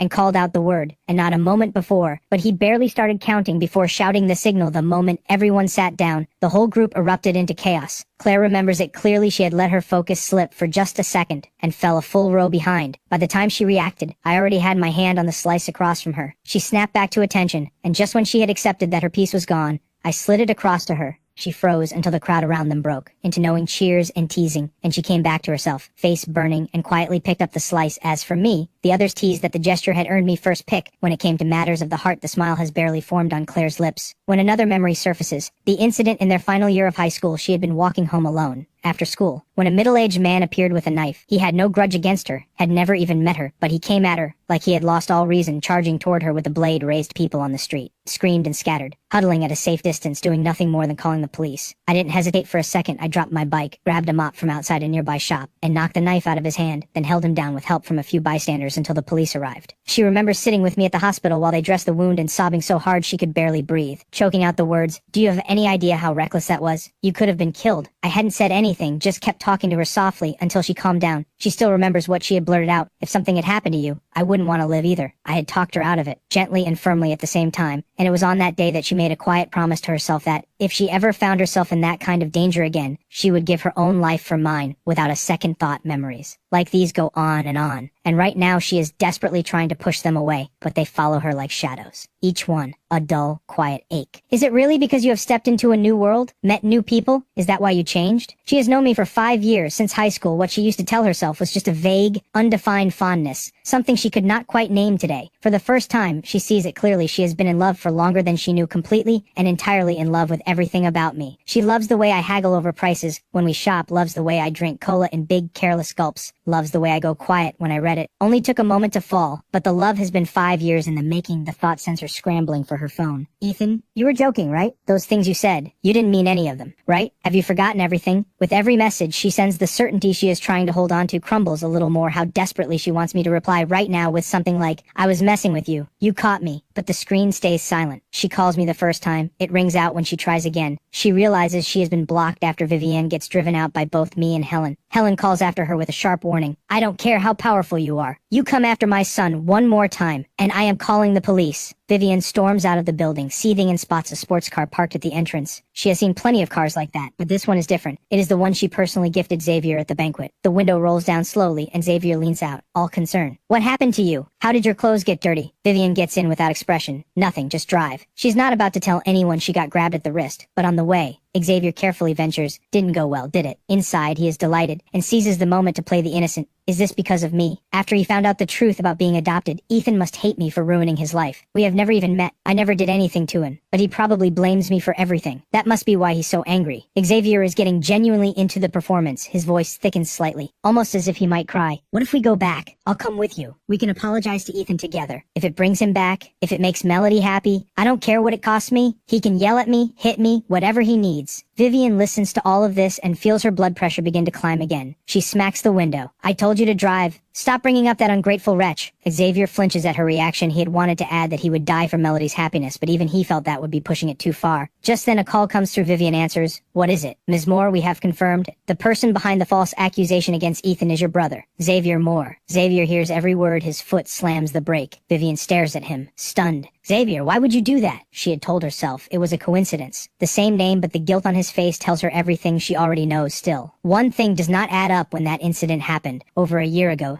Xavier had not even been brought back to the Moore family yet. Why are you accusing me? What would I even have to gain? I just told you, if you want Ethan to come back, I'm even willing to go apologize to him. Vivian hesitates. The truth is, she does not want to dig into this. The real Moore heir has been found. The stand-in is gone, and the family can finally move forward. She does not want to tear everything apart again, over Ethan. Half an hour later, they return to Moore Estate. The estate's layout had been revised dozens of times by a top-tier designer, from the sweep of the courtyard down to the exact placement of every decorative stone. Every detail, the result of careful, painstaking work. The pavilion in front of the main building faces the entrance directly. Melody, who has been waiting, sees two people step out of the car, and her face lights up before she can stop it. But as they come closer, and she sees clearly who it is, even though the one returning is her real brother, a flash of disappointment crosses Melody's face, because right now, in this moment, the one she was hoping to see was Ethan. Melody starts to say something, but Vivian raises a hand to cut her off. Inside. We'll talk inside. The three of them go in together. Melody notices Mrs. Holland sitting in the living room. She already looks deeply uncomfortable, and when she sees Xavier, she begins to shake. Vivian dismisses the other staff, then turns to Mrs. Holland, stone-faced. You signed a confidentiality agreement. What you did is a betrayal of this household. If I take you to court, everything you have ever earned will not be enough to cover it. Mrs. Holland trembles so hard she can barely stand, and before anyone even asks, she confesses everything. It was Xavier who gave the orders. He had told her to find a girl willing to falsely accuse Ethan of harassment, and the hush money had been transferred by Xavier himself. The words hit Melody like a bolt from above. She cannot make sense of why Xavier would do this. That was over a year ago. How could Xavier have had anything to do with it? But the facts are right in front of her. Melody stops trying to untangle the timeline and turns on Xavier with fury. Why would you do something so cruel? Do you have any idea what that did to Ethan? But before she can finish, Vivian slams her palm down on the coffee table. Enough. Haven't we had enough chaos in this family? Melody, he is your real brother. He went through years of hardship out there. No one looked after him. No one cared for him. Can you not give him a little understanding? Why are you always defending someone who was never even part of this family? Those words leave Melody stunned into silence. She tries to gather herself and push back, but Butler Hayes quietly intercepts her nearby. Xavier lets out a private sigh of relief. He had braced himself for serious consequences and cannot believe Vivian is letting it go like this. Vivian raises her hand, but in the end does not bring it down. No one is to speak of this again. As far as she is concerned, she has already apologized to Ethan for this. The whole mess was settled long ago, and there is no point in tearing the family apart over someone who was never truly one of them. What matters is that the family lives in peace. As for why Xavier had done it, Vivian has a rough idea. For years, she had been searching for her real brother, tracking down and checking countless adoptive families. About 2 years ago, she had reached out to Xavier's adoptive parents, asking about the boy they had taken in, but something had gone wrong along the way, and it took another year before she got a definitive answer. During that year, she had been in contact with them multiple times before finally confirming that the boy was Xavier. They went through the DNA verification process and brought him home, in all likelihood. During that stretch, Xavier's adoptive parents had told him what was happening. As for his motive, she puts it down to insecurity. Finding out there was someone sitting in his place acting on impulse and doing something foolish. She can understand it watching Vivian brush it all aside so easily. Melody suddenly understands a great deal. Vivian's prejudice against Ethan goes all the way to the bone. Ethan had been punished mercilessly over this accusation. In Vivian's version of events, he had been cast as irredeemable. Now Melody finally understands why Ethan refuses to come back under any circumstances. It is all right there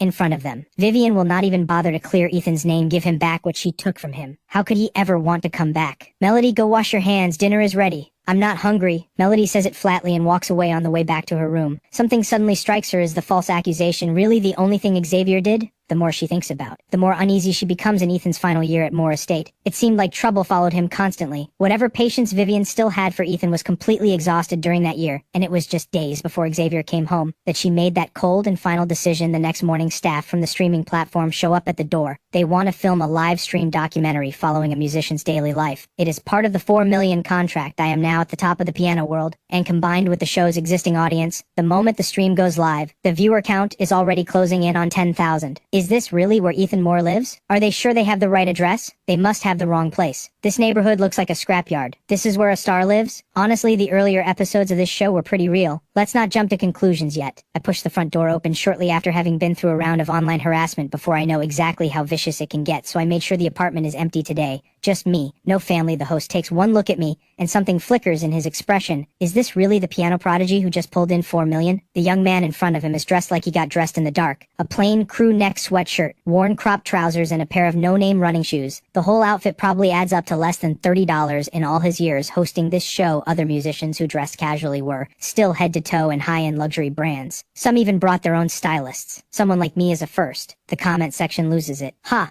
This is literally my wardrobe. I looked up the exact items. His whole outfit is maybe $6. Just made $4 million and this is what he wears? Is the penny pinching really necessary? The host runs through the standard professional questions asking about my creative process and inspiration.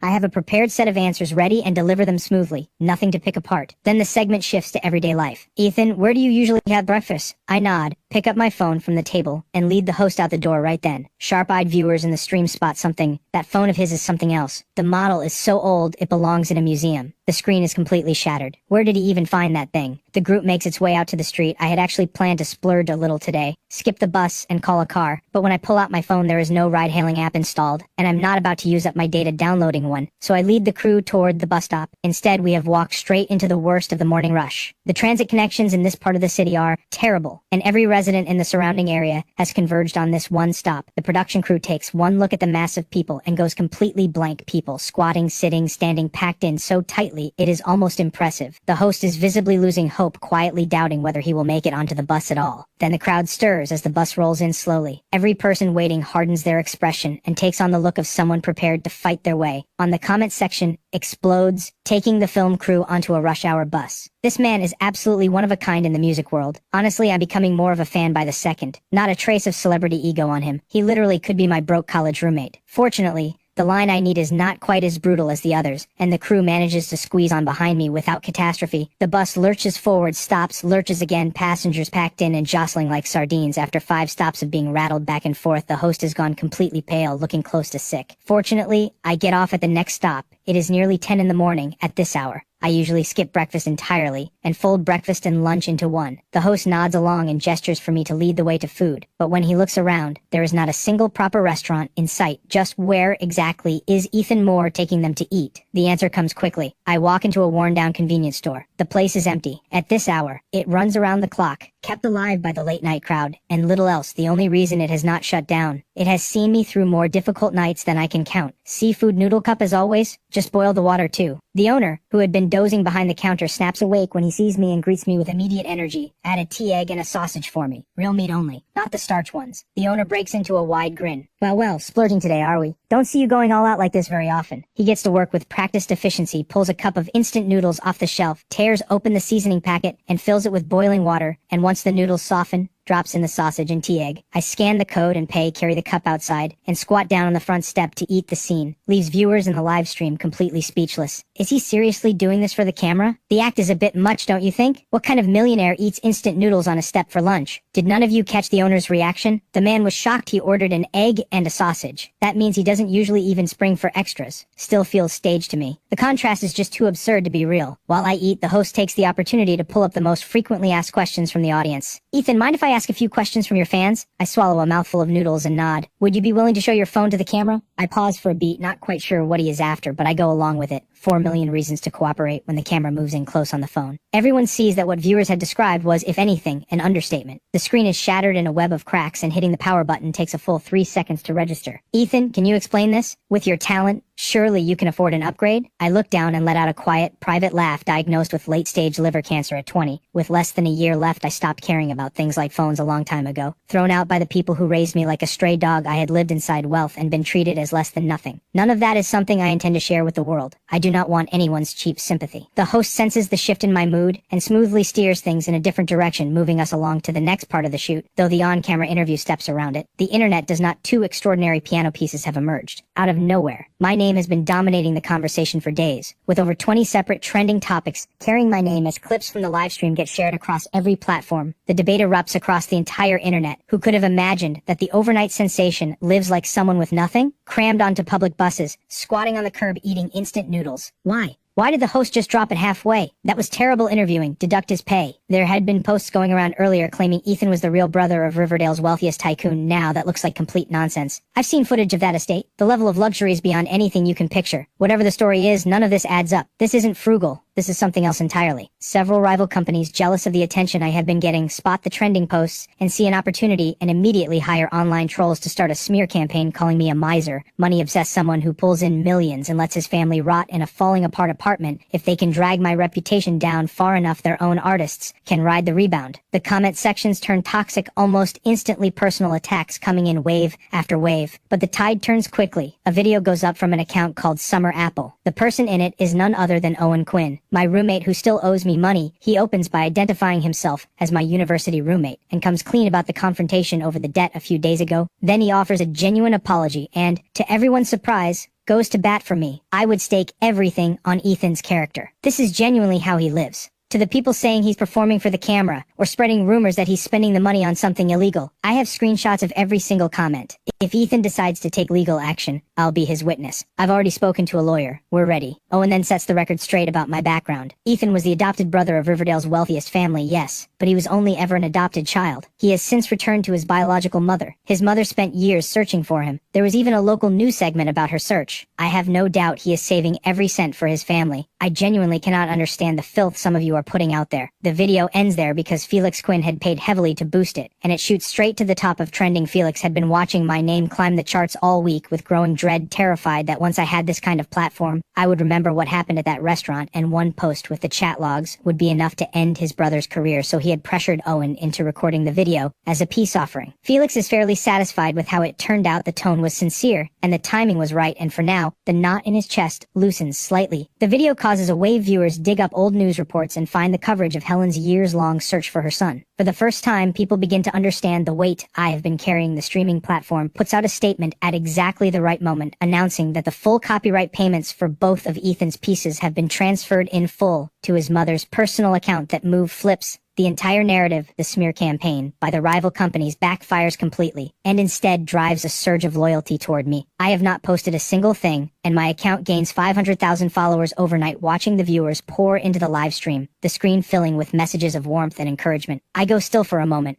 and then something warm moves through a part of me that has been cold for a long time. Thank you all for your kindness. I've seen some of you talk about raising money for me. I appreciate it more than I can say, but I can't accept it. I am capable of providing for my family on my own. A few days later, Melody's insomnia has grown significantly worse. Her sleep and waking hours are completely reversed, and her mental state is deteriorating. She floods both my number and Mr. Vale's with messages, but every single one disappears into silence, and she finds herself helplessly pulled into the past. She thinks about how I used to call her by name so warmly when we were young, how I absorbed every one of her moods without limit. She thinks about her own behavior back then, the entitled tantrums, how whenever she hit a wrong note during practice, she would throw a fit, taking it out on me, shouting and snapping at me for no reason, or simply because I played better than her, which stung her sensitive, jealous pride, and she would scream at me to get out, tell me she hated me, and never wanted to see me again, and every time, I said nothing, just met her with a smile, and by the next day acted as if nothing had happened, calling her warmly and sitting back beside her at the piano. Then the memory shifts to the day I came to her and apologized on my own. The image cuts into Melody like a blade, and with it comes the devastating certainty that nothing can be undone. Ethan, how did you become so cold? You used to be so gentle. I know I was wrong. Why won't you leave me even the smallest way back? Melody's tears spill over. If she had known the truth back then, known that I had gone out in a blizzard to beg her teacher to give her that chance, she would never have agreed to drive me out. Not for anything she would have fought for me with everything she had, but Melody understands now, with a hollow kind of grief, that even yesterday, when Vivienne had the full truth in front of her, she still refused to clear Ethan's name, and Melody had been too weak to stand against her, and beyond that one four hands duet performance. Ethan had done countless things for her. In the shadows, things she is only now, after losing him. Beginning to see the thought of it makes Melody shake, as she cries, tears falling without stopping. She wipes her face, roughly grabs her phone, and opens the chat with Mr. Vale. The profile icon is still gray. The longer the silence goes on, the more certain she becomes that Ethan and Mr. Vale are the same person. Her fingers tremble as she scrolls back through the old messages, reading every word of encouragement Mr. Vale had once written to her when her first original song had swept the new music charts across every streaming platform. She had rushed to tell Mr. Vale the news. He had congratulated her, and then delivered a firm warning. One hit is nowhere near enough. If you can't follow it up with a second song and a third, the audience will forget you before you know it. it. This industry is full of people who burned bright for a moment and then disappeared into the crowd. Melody has achieved everything she set out to achieve, and those words feel more true with every passing year. They also fill her with a terror she cannot shake, the fear that her talent will run dry. She had planned to lock herself away and write, but her mind is a fog. She cannot produce a single chord, and right in the middle of that frustration, she notices a new post has appeared on Mr. Vale's profile, an automatically generated location. Share, no text, just a pin dropped at a hospital. Melody knows that hospital after Vivian brought up Ethan's malnourishment. Melody had quietly pulled up his medical records, and every single stamp on them was from that same hospital. That confirmation locks everything into place, but the elation lasts only a second before a cold fear seizes her. Why is Ethan at the hospital again? What have they found this time? Melody rushes to the hospital, heart pounding with dread.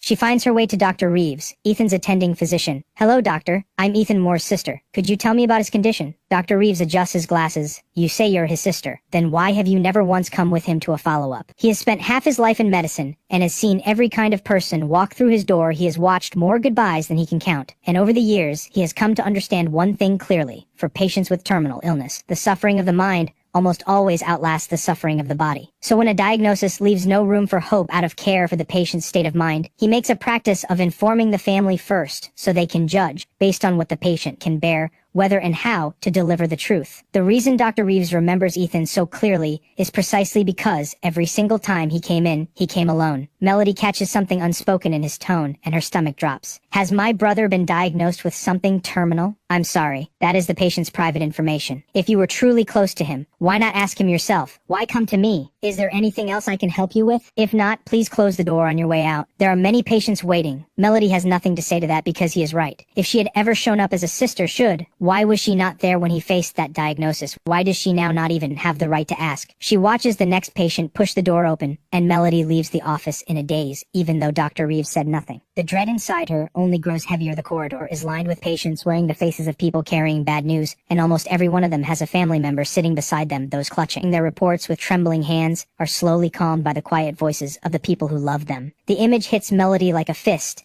and twists. If Ethan really did receive a terminal diagnosis, how alone must he have felt, walking out of here with that paper in his hand? No, stop scaring yourself. Ethan is going to be fine. Nothing is going to happen to him. He's only 20. He's so young. Melody repeats it to herself over and over, forcing her mind away from the worst, and stumbles out of the hospital in a fog. Climbing into her car, she pulls out her phone and plays a clip, passing it to her driver in the front seat. "Can you help me figure out where this is? See if you can tell which part of Riverdale this is from." The irony of it is almost too much. When Ethan lived at Moore Estate, she had been completely indifferent to his existence. And yet, the moment he was thrown out, she became consumed with tracking his every move. She has watched every episode of his livestream segment, not missing a single frame, and clipped the moments where the background hinted at his address, hoping her driver can piece together the location from the streets and buildings visible in the footage. The driver is sharp and quickly identifies the neighborhood when the doorbell rings cheerfully. Sunny bounces toward the front door, but just as she stretches up on her toes to reach the handle, her mother's strict warning flashes through her mind, and she stops herself. She drags over a small stool and climbs up and peers cautiously through the peephole. Outside stands a beautiful woman in sunglasses, and something about her face looks oddly familiar. Sunny scratches her head, but cannot quite place her outside. Melody rings the bell again. "Hello? Is anyone home?" She presses it twice. No answer. Melody assumes Ethan is out, or that her driver got the wrong unit. She sighs, and is about to turn and leave when the security door opens just a crack, and a delicate little face appears in the gap. Big eyes blinking up at her, Sunny's voice trembles with excitement. "Are you Melody Moore, the singer? From TV?" Melody turns and looks at the little girl. The resemblance around the eyes and brows is unmistakable. She blinks, then takes off her sunglasses and says gently, "Hi there. Is this Ethan Moore's home?" Sunny's face goes completely red the moment she hears that, like a ripe little apple. Yes, it is. Ethan is my brother, and he's the best. And you're Melody Moore. Me and all my classmates are your biggest fans. We know every single one of your songs. You sing so beautifully." The moment Melody realizes this little fan is Ethan's sister, her expression softens completely like ice melting. "Thank you for being such a sweet fan. Is your brother home? Could I come in for a moment?" Sunny nods so fast her head is practically a blur, and grabs Melody's hand to pull her inside. She ushers her idol to the living room sofa, and the moment Melody sits down, this tiny, devoted fan kicks into full hostess mode.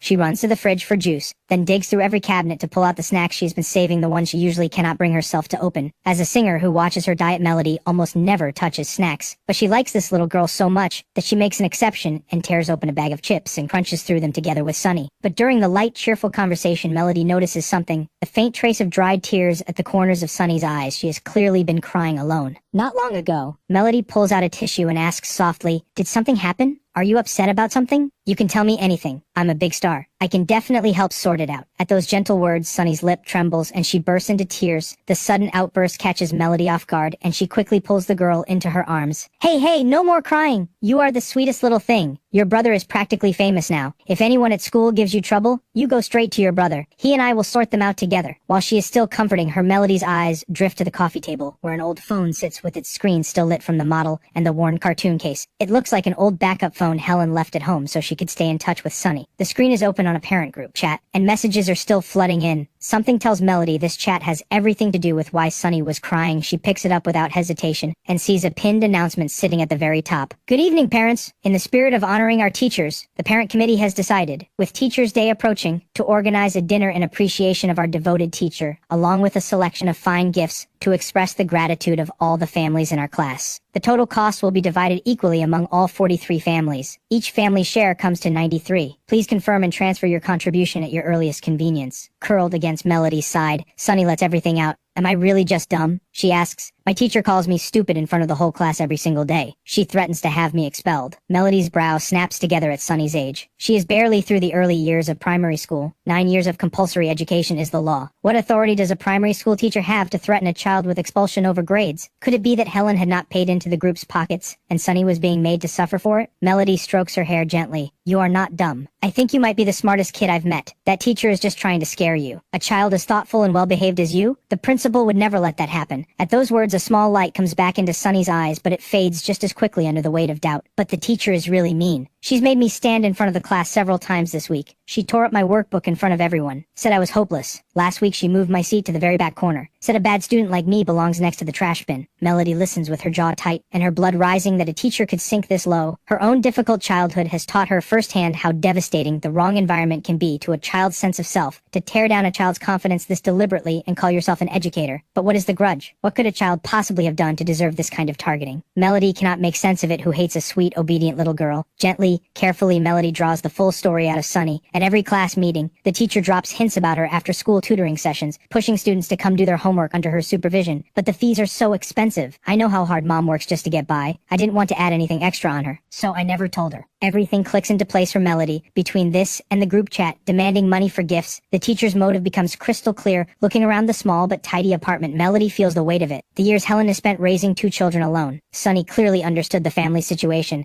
and the poverty had stolen something from her childhood, turning her old before her time. And to make it worse, the teacher's private tutoring business is in open violation of the rules, a serious breach that no one is supposed to cross. She could not openly demand money from parents, so Helen had no idea any of this was happening, and that miserable excuse for an educator had taken it all out on innocent Sunny. Forget it. Don't be scared. I'm here. Do you know how incredible your brother is right now? He wrote 2 pieces that have taken over the entire music world. A major company paid a fortune for them. He's earning real money now. The next time a teacher treats you badly, you go straight home and tell him. You don't have to suffer in silence. Sunny has no idea what copyright money means, but the boldness of her idol's promise fills her with a warmth she hasn't felt in a while. Melody keeps scrolling through the chat and finds another entry. The homeroom teacher has assigned a bizarre homework task. Parents are supposed to film their children performing a talent. The chat is flooded with videos of kids singing and dancing in front of the camera, parents cheering them on in the background. But Sunny has not submitted anything. Melody does not need to think hard to figure out why Sunny had not wanted to bother Helen, knowing how exhausted she is after work. So she had quietly buried the assignment. How about this? I'll record a 4-hands duet with you. Sunny's eyes geo-wide as saucers. You'd actually make a video with me? Melody laughs and nods firmly. Her gaze drifts to the upright piano standing in the corner, and for a moment, she goes still. The piano is polished. The keys clean and bright, completely out of place in this humble little apartment. Sunny scrambles up onto the bench. My brother bought me this for my birthday. Isn't it pretty? I wipe it down every day. Melody walks over and sits beside her. It's beautiful. Your brother really loves you. Sunny picks the song and props up the phone to record. Melody settles her hands and smiles. I'll play the chords lower down and follow your lead. You take the melody. Don't be afraid of making mistakes. Sunny lifts her head with quiet confidence, and a bright, clear melody fills the room.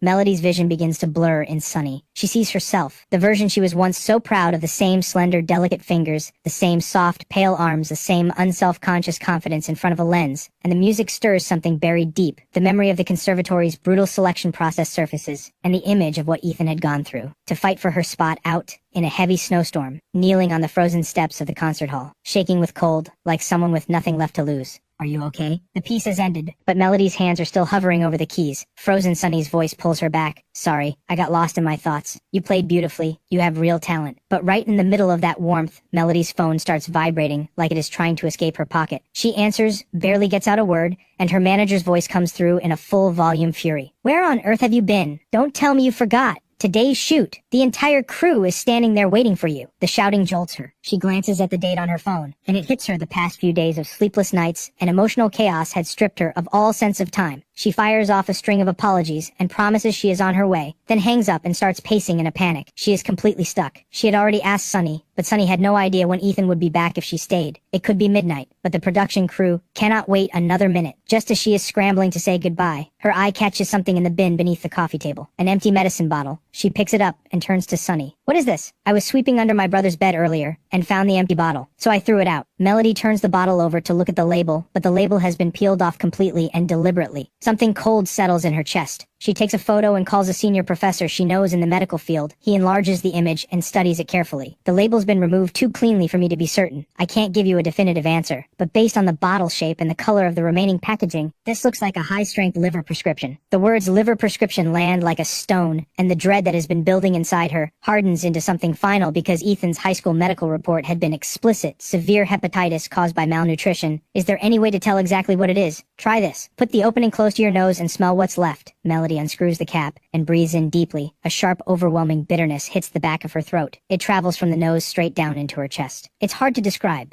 It's complicated, but just smelling it makes my throat feel bitter. Bring the bottle to my lab. I'll run the residue through the instruments, and we'll know exactly what it was. Meanwhile, in the editing suite at the streaming platform's Riverdale office. Ethan, what do you think of this cut? Does this version match what you had in mind? The editor pulls up a few highlights from the live stream and turns to me for feedback. I open my mouth to respond when a fierce, clawing itch surges up from deep in my throat, and I break into a coughing fit. I cannot hold back. It tears through me, like something inside is coming apart. The violence of it frightens everyone in the room. Water. I manage to get the word out and fumble through my pockets with shaking hands. A woman beside me passes me a cup of warm water, and I take it, trembling. I force a handful of suppressants down my throat. Nash Carter stands nearby, his brow deeply furrowed. He wonders if he is imagining things but looking at someone who is only 20. He senses something that does not belong. The heaviness of a life, running out. The color that had flooded into my face during the coughing is fading fast, and what is left tells him this body is in far worse shape than it should be. His eyes fix on the bottle. I am gripping in my fist. The markings have clearly been removed on purpose, but even a blind man could tell this is not a cold remedy. The questions piling up inside Nash Carter grow heavier by the second. Ethan had been a son of one of Riverdale's most powerful families. Without exaggeration, a family with that kind of wealth would have had a private medical team on retainer, regular full-body checkups, premium nutrition management. So how, at barely 20%, has his body deteriorated to this extent? Ethan, are you sure you're all right? The medication takes hold and the coughing eases. I lift my head slowly toward the woman who handed me the water and take in her face properly for the first time. She is tall, over 170, with a striking figure, and her eyes, soft and expressive, are filled with genuine concern, beautiful features, flawless makeup. She is clearly not someone who works behind the scenes. A middle-aged woman steps forward. Ethan, do you follow the singing competition circuit? Sienna here is your #1 fan. When we heard you were in the building, she insisted on coming personally. She'd love to have you perform at the finals. Whatever you name. I have barely caught my breath and my head is still not fully clear, so it takes me a beat longer than it should to connect the stunning woman in front of me with one of the biggest names in the industry. Nash Carter is gesturing frantically from the side, and I finally register just how significant this person is. Her mother is a legendary queen of the music world, and she herself is the reigning rising star. Nash Carter knows how badly I need money for treatment right now, and is doing everything he can to push this deal my way, burning a hole through me with his eyes, willing me to take the bait. Sienna Hart's vocal ability is not the pinnacle of the industry, but the money and connections behind her make her untouchable. One appearance on that stage alongside her, and the fee would be a number most people never see in a lifetime. But nobody expects what happens next. I turn them down flat. The manager's face goes dark. She had lowered herself to come here in person for someone who just arrived on the scene, and he has the nerve to shut the door in their faces. Her pride is on the floor, and her temper is not far behind. The room goes glacial with awkwardness. But Sienna Hart, for all her reputation for being difficult, does not look angry. She waves her stone-faced manager back. It was presumptuous of me to show up without an appointment. If there's ever a chance to work together down the line, I'll have my team reach out through the proper channels. I hope we get a chance to make something together someday. She has barely finished speaking when my throat gives out again, and I break into another fit. This one is not as savage as the last, but Nash Carter looks like he is about to lose his mind, because when I pull my hand away from my mouth, the tissue is stained with dark red. Ethan has coughed up blood in front of everyone. Paired with the colorless paper-white face I am wearing, Nash Carter reaches for his phone to call an ambulance, but I wipe it away like it is nothing, and tell him to put the phone down. I look up at Sienna with red-rimmed eyes. I won't play piano for you, but what if I write you a song? Everything in the room stops, a silence so complete you could hear the air move. Nash Carter's eyes look ready to fall out of his head. He cannot believe what he is hearing. The man just coughed up blood, and his first instinct is not to get into an ambulance but to sit here and write a song for a pop star on the spot. This is insane. Completely reckless. Yes, the industry respects his piano work, but pop songwriting and classical piano are entirely different worlds. He does not believe for a second that someone this young can cross over just like that, and even if by some miracle he does know how to write lyrics and melody, with the kind of industry network Sienna's mother commands, there is no producer in the world. She cannot get on the phone. Why would she settle for something dashed off in a moment? The reality arrives like a gust that knocks him sideways. Sienna had been turning to leave, but she stops, and a wide, unguarded smile breaks across her face. You'd really write something specifically for me? I nod, pale as paper, borrow a pen from someone beside me, and bear down through the searing pain deep in my liver, scrawling and sketching across the page. Sienna, watching from beside me, notices something is wrong. She sees the sweat beading across my forehead. Ethan, you don't look well. If you really can't push through this, we can always reschedule. I'm fine, give me 20 minutes. 20 minutes later, I hand the pages to Sienna. See if the style feels right to you. Sienna takes the pages and goes completely still. Nash Carter shakes his head internally. This is going to be a disaster. He supposes it is understandable. 20 minutes written through pain. What can you realistically expect? But Sienna does not move and does not speak because she is completely floored. She cannot begin to explain how someone this young could produce, in 20 minutes, a melody this carefully constructed, and lyrics this beautiful and direct. She holds back the tremor in her voice and hums the opening bars against the score, and the melody locks perfectly into the word. She realizes she has just walked into the best thing she will ever find. How I wish I could ask you again. Will you wait or will you go? On that windy day, I reached for your hand, but the rain came down so hard I lost sight of you. This is a chart-topping single without question. As Sienna keeps going, sinking deeper into the song, the shock on her face gives way to something closer to euphoria. By the time she reaches the chorus, she takes back every dismissive thought she had. Allowed herself, this is not just a good song. This is the kind of song that sweeps awards. Is this really mine? She asks, her voice unsteady. Am I really allowed to have this? She is trembling. Every song she has released since her debut does not come close, and she has fallen for this one completely. I give a flat nod. Of course. Pay the right price and it's yours. 3 days later, the singer finals open at Riverdale Sports Center backstage. The floor director turns to Sienna. Sienna, it's almost time. Your track for Tomorrow Never Comes is locked and ready. Do you want to run through it once before you go on? Sienna shakes her head without hesitation. I'm not singing that one. The declaration hits the room like a thunderclap. The floor director nearly drops his radio. Tomorrow Never Comes is Sienna's signature weapon. The song that has owned the charts tonight is the grand final, streaming live across every platform, and her fiercest rival, Melody Moore, is in the next room getting ready. Everyone had assumed Sienna would bring out her biggest weapon and go to war, and yet here she is, 10 minutes before showtime, pulling the rug out from under everyone. She ignores the director's meltdown completely and forces the production team to swap the song. I follow Sienna to the backstage control room and begin tearing through the live band arrangement with surgical precision, which bar the drums need to come in to build the energy, where the ethereal backing vocals should layer into the chorus. I give every instruction without hesitation, and the seasoned musicians around Sienna are left staring in disbelief. Every adjustment I make lands with startling precision, perfectly matched to the melancholy heart of the song director. Sullivan cannot contain himself any longer. Did you write this piece yourself? I don't think we've been introduced. He looks me up and down like he is trying to classify something he has never encountered, and the more he looks, the more familiar the pale, sharp-featured face becomes.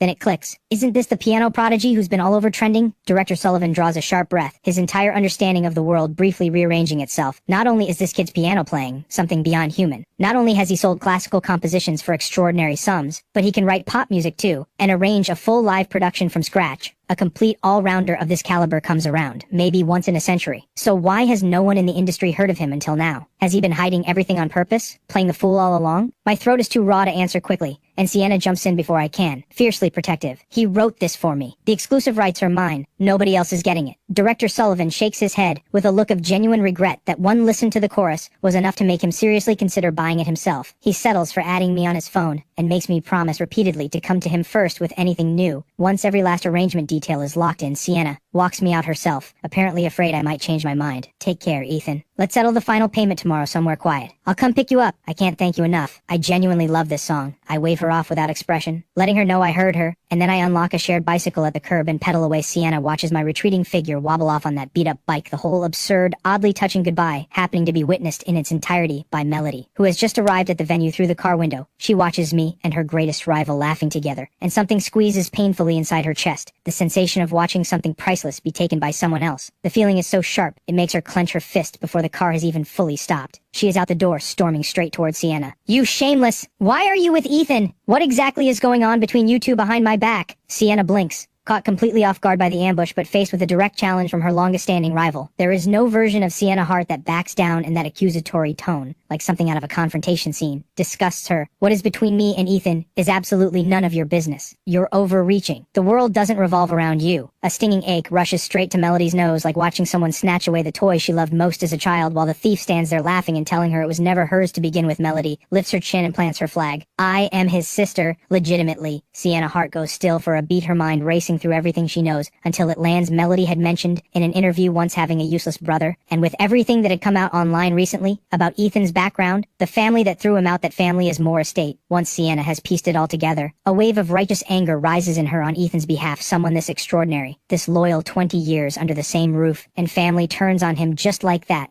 thrown out like he meant nothing. What is wrong with the people in your family? I remember talking to you at a red carpet event about your so-called brother. You said even mentioning him was an embarrassment to you, called him beneath you, a nobody. You couldn't distance yourself fast enough. You never once acknowledged him publicly, and then you had him removed from the family, even had his name erased from the records. And now you want to stand here and play the devoted sister. Where was the sister energy before? Don't perform for me. He's free now. He has nothing to do with you. The barrage leaves Melody with nothing to say, her defiance collapsing like air leaking from a punctured ball, because every single word Sienna said is true, and every word cuts. She had been blinded by her own assumptions, her prejudice so deep she had never seen any of it. Not a single thing Ethan had done for her. Not one. She had written him off as a burden, and never once mentioned his existence in public. There are barely any people in the industry who even know Melody Moore has a brother. The weight of everything she has done floods back, and her eyes burn red. She straightens her neck, clinging to the last scrap of pride she has. "Whatever you say, he is my brother, in his bones, and I will do whatever it takes to make it right and bring him back." Sienna watches Melody on the edge of tears, the first time in all their years of rivalry she has ever seen this woman's eyes go red, and for a moment, she almost feels sorry for her. She does not have the energy to keep pouring salt into the wound. They stand in a silence that stretches for nearly 20 seconds. Melody draws in a long breath and steadies herself then, as if bracing for something she has been afraid to face. She asks the question that has been circling in her mind. "Was Ethan here to play piano for you?" Sienna lets a slow smile curl at the corner of her mouth. "Wrong guess. He wrote me a song." The finals begin not long after, with a full press presence and cameras trained on every corner of the stage. Melody's eyes are fixed on the stage. The first performer to take the stage is Sienna Hart's. Soft lights shift and pulse across the stage, and her voice fills the venue with something warm and searching. "How I wish I could ask you one more time. Would you choose to stay, or would you go? On the day the wind picked up, I tried to reach for your hand, but the rain came down so hard, it blurred everything in front of me,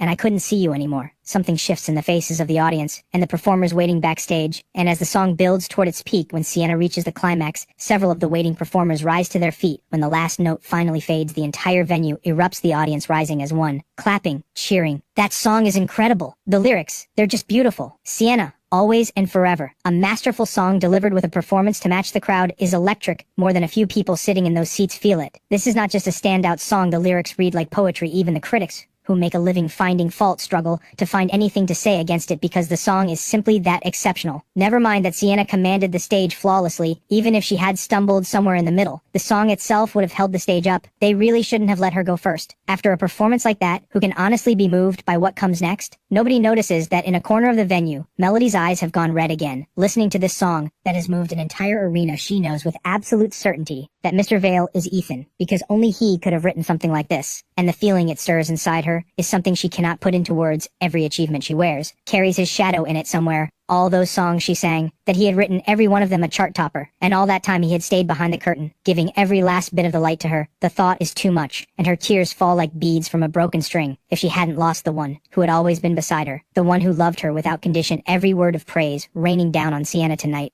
and Sunny Day itself, all of it would have been hers. The lights are blazing on center stage, and when Melody takes the stage, the applause that greets her does not stop. Some of her most devoted fans are calling her name at the top of their lungs. They have watched her transform from someone overlooked into the reigning queen she is today, and so many of them see pieces of themselves in her journey, but none of them have ever stopped to wonder how she got here. They have simply assumed that Melody Moore built all of this on her own. But the woman standing on that stage right now is somewhere else entirely. She is thinking of the encouragement Ethan gave her over the years of the competition, where she was eliminated in the very first round cut without mercy, and how he had written a song specifically for her to tell her that when she felt like stopping, she should not in the audience. People sit up straighter. Many of them are expecting her to surpass what came before hoping she will outshine Sienna, but it becomes clear quite quickly that they have hoped for too much. The song Melody performs tonight is one she released months ago. The performance is visibly affected by everything weighing on her small imperfections that most would miss, but the trained ear catches, and like the others, it offers no surprise. Even her longtime fans are not flooding the stream the way they usually do with the word champion. The votes are tallied quickly, and 10 minutes later, Director Sullivan steps forward and announces that the winner is Sienna Hart for her performance of Sunny Day. The moment the words leave his mouth, the stage belongs entirely to Sienna, and she drinks in every cheer, every wave of applause. Melody walks out of the venue like a ghost, because all of this, every bit of it, used to be hers. Vivian and Xavier had come to the venue. It's okay. You're still incredible. Whatever anyone says out there, I'm behind you. Always. The words reach her and something warm stirs briefly, but right at that moment, a middle-aged man bursts out from somewhere in the venue,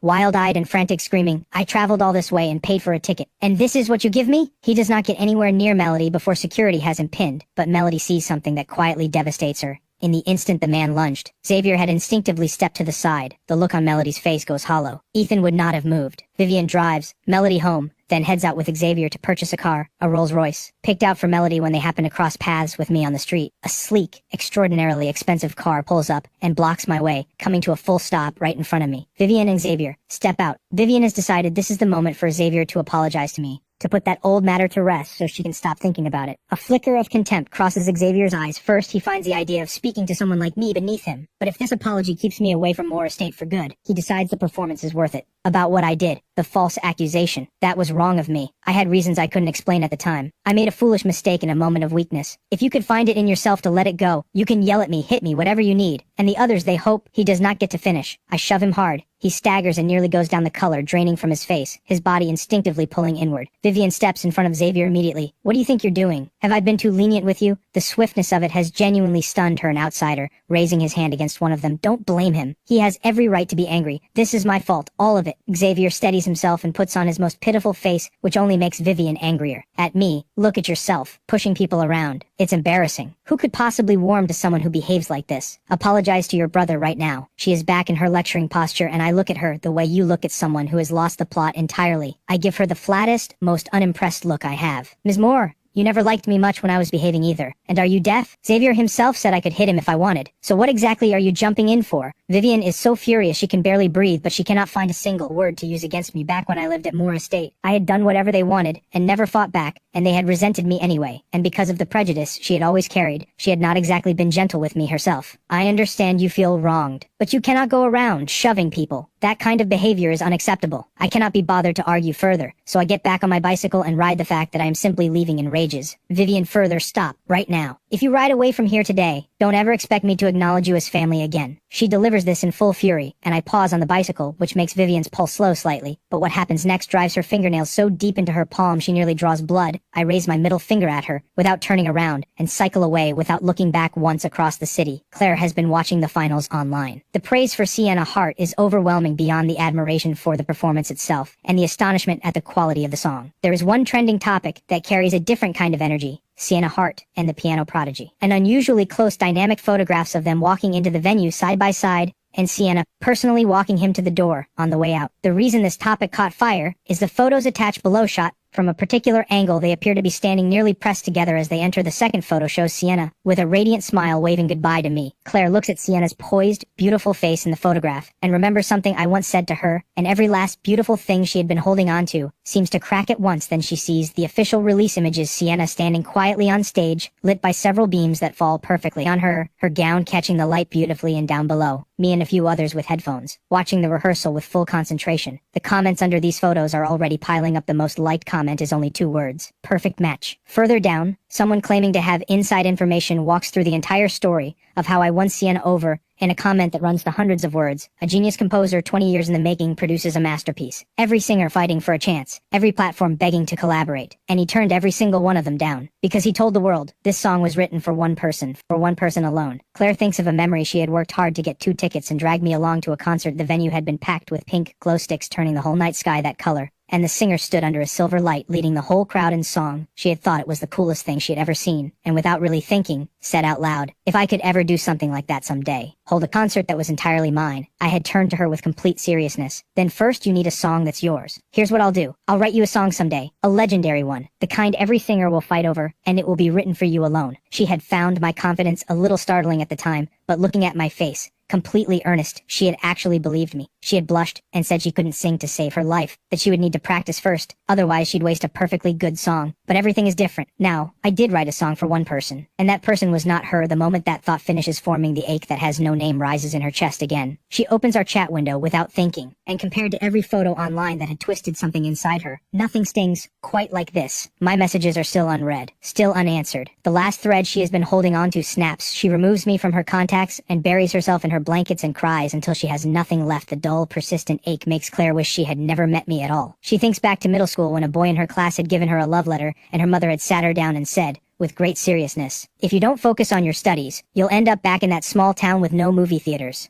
The kind of place the artist you love would never set foot in." Claire had taken every word of it to heart and treated the idea of early romance like poison. She had torn the letter apart in front of that boy, and from that point on kept a deliberate distance from everyone until she met me in the life plan Claire had quietly built for herself. She would stay single until her career was stable, and then, at the right age, through a well-meaning introduction from someone in the family, she would find someone steady and dependable. But I had made her careful in a way she hadn't expected, suddenly conscious of how she looked, pulled toward the desire to answer every message, to keep the conversation going, experiencing for the first time the anxious, consuming fear of losing something. Even now, even in this moment, Claire can still feel how beautiful it was, like standing in the middle of spring, pink and white petals, drifting past the window and settling somewhere inside. But my sudden coldness, the way I left without a word, turned all of that beauty into something that burns. Why? The tears come again, sliding down without her permission, and somewhere deep in her chest, a faint thread of something like anger surfaces. Why give her something this good and then destroy it so completely without warning? The next day I meet Sienna Hart at a coffee shop to discuss the final terms for Sunny Day. "Ethan, I do want the full buyout genuinely, but I think you already know that signing it this way means leaving a lot of money on the table. 2 or 3 years of royalties alone could far exceed what you'd get from a one-time buyout." She wants to keep working together, and before they put pen to paper she has laid out the full picture. Honestly, I shake my head gently. 2 years, 3 years, it's all too long for me. I can't wait that long. Sienna goes, "Still can't wait." As far as she knows, even after being pushed out of Moore Estate, I had just sold 2 piano compositions I was sitting on over $4 million, so why couldn't I wait 2 or 3 years? Was the need for money really that urgent? Let's just sign. This is my decision. And right at that moment, I catch sight of the person I most want to see and most dread. Seeing Claire's face is pale, and something sharp and sudden drives straight through my chest. She speaks with the owner of the coffee shop for a moment and then puts on a staff apron. I cannot hold myself back. I have never once seen Claire take on a part-time job, and I go to her immediately, keeping my voice low. "Is something wrong? Are you in some kind of trouble?